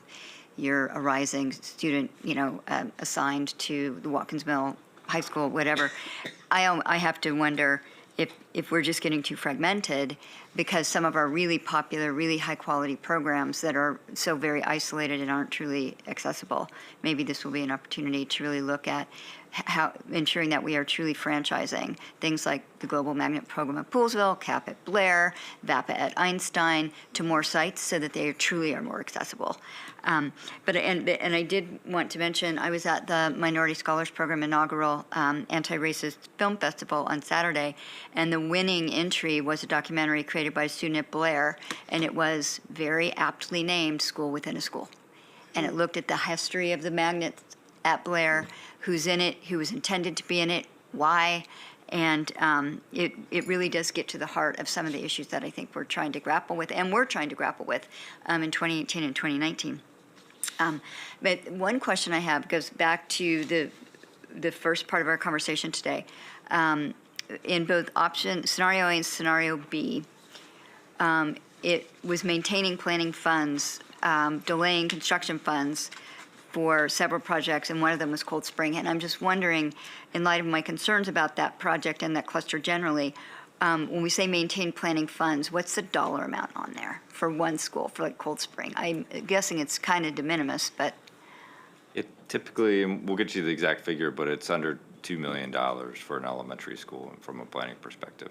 But that, again, the planning continues into construction as well. So a portion of it would continue expenditures during construction, because there's things called construction administration that the design teams are also involved in. But Yeah, because $2 million, my strong preference would be not spending any money on that project until we really do have a thoughtful, objective, open-minded conversation about the elementary schools in that cluster, because there's just too many unfilled seats. And, we are in some pretty tight budget times, so I'm just putting that out there. I would say, though, and sort of reading, through the lines here, I do think that would have to be a board request to explore a possible closure of an elementary school, if I'm hearing you correctly. So I don't think we're prepared. I certainly don't want to speak for Dr. Felder, but I don't think we're prepared to introduce that as an option. But if that is something that is of the board's request, we can certainly, look into that as a possible scenario. And I just want to add, and I think when we did talk about it in November, I did add, as we're expanding pre-K, as we're expanding PEP, as our special education students, there are more students every year being identified for special education needs, individual programs. We are looking at schools, because many of our schools are overcrowded, which schools possibly can handle those additional students and programs. So I know that we are focused on looking at trying to identify schools that do have capacity and what programs could go into those schools to increase the number of students compared to the capacity. Sometimes it doesn't work based on location, but that is something that we are continuing to explore. And I believe that in the fall, the number of students or the additional programs, there may be some additional programs added to those schools in that cluster. Thank you. To that point, could we, and I thought at one time, and it was pre-pandemic, unfortunately we had to say that, so pre-pandemic, we were looking at the district in terms of where we could place some of our early care and education programs. Could we go back and share with the board again where those areas were, so we can see what the need is in terms of where we know our students are, so that we can look at this? I know you're gonna do all that, but I'm just saying, can you send it back to the board again? That way we can have that information to make informed decisions, because what we don't wanna do is in haste, when we hear this, make decisions at the board table that we might soon regret, right? So it does behoove us to have a conversation, but with that data, it would be very helpful. Ms. Harris? Yeah, and because I would like just, if we're saying, so 833 seats in the cluster, if we're saying, well, some of that space might be repurposed for pre-K, PEP, things like that, I think we also have to be mindful of, I'm just going to put on my Ms. Rivera-Oven hat here since she's not here. You know, you want to be really mindful, though, about how far you're asking families to go, because these are wee ones. These are 3-year-olds and 4-year-olds, and you want to put them on a bus and make them ride, you know, all the way across the county to go to a pre-K site in the Wooten cluster. I think we have to be really, we need to have this conversation, I think, with a lot of pragmatism and common sense, and really kind of ground ourselves in that reality, and also what is the best use, the most fiscally responsible use of the money that we spend. So that is my interest, I think. And absolutely, we do that. We work with special ed. Transportation is on our calls with us, so absolutely. And I think I said it sort of at the end, it doesn't always work, right? Because of location, it just doesn't always work. The other thing, just because I just had to answer a question from the county, the Great Seneca Master Plan is in the works right now. That will be adding significant residential development to that area. And so that is another opportunity. And again, it could be 10 years down the road, it could be 15 years down the road, but there's both residential and commercial going into that entire area for that, I forgot what they call the master plan. It's Great Seneca Science Corridor Plan.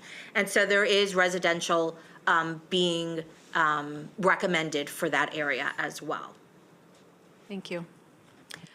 Mr. Adams, am I remembering correctly about the boundary study, why you are not recommending elementary schools to be included to that? I think last time you said that parents generally want to be in close proximity to their elementary school, and that is the reason why it's not being included? Well, so if we look at majority of our elementary schools, they are, very geographic, community-based. The reason we're not including elementary schools in this is that we actually will use the elementary school service area as the pieces of the puzzle to when you include elementary schools as part of the boundary, you're basically now then going into streets, neighborhoods. If you remember the elementary school boundary studies that we just recently completed, in Gaithersburg, and then the Bethesda, Somerset, and Westbrook. You had testimony over streets. This side of the street would go to this school, this side of the street to the different school. So we're not necessarily prepared to go into that level of detail with these boundary studies because they are so big. We want to keep it at the level of existing structures, at the existing service areas of elementary schools as the starting puzzle piece, and not neighborhoods and streets. Okay, thank you. That makes sense. All right, I see no other lights on. Are there any interest in introducing any options today? Okay, seeing none. We are concluding our session. I did want to take a moment to welcome Thomas Lockman, who's our new Deputy Chief of Staff, to the board office, replacing Robin Seabrook. So welcome to the table. Welcome to your first meeting. This concludes our CIP work session. Board members have asked great questions, and we have more work to do next week. So with that, we are adjourned. Thank you so much. Thank you.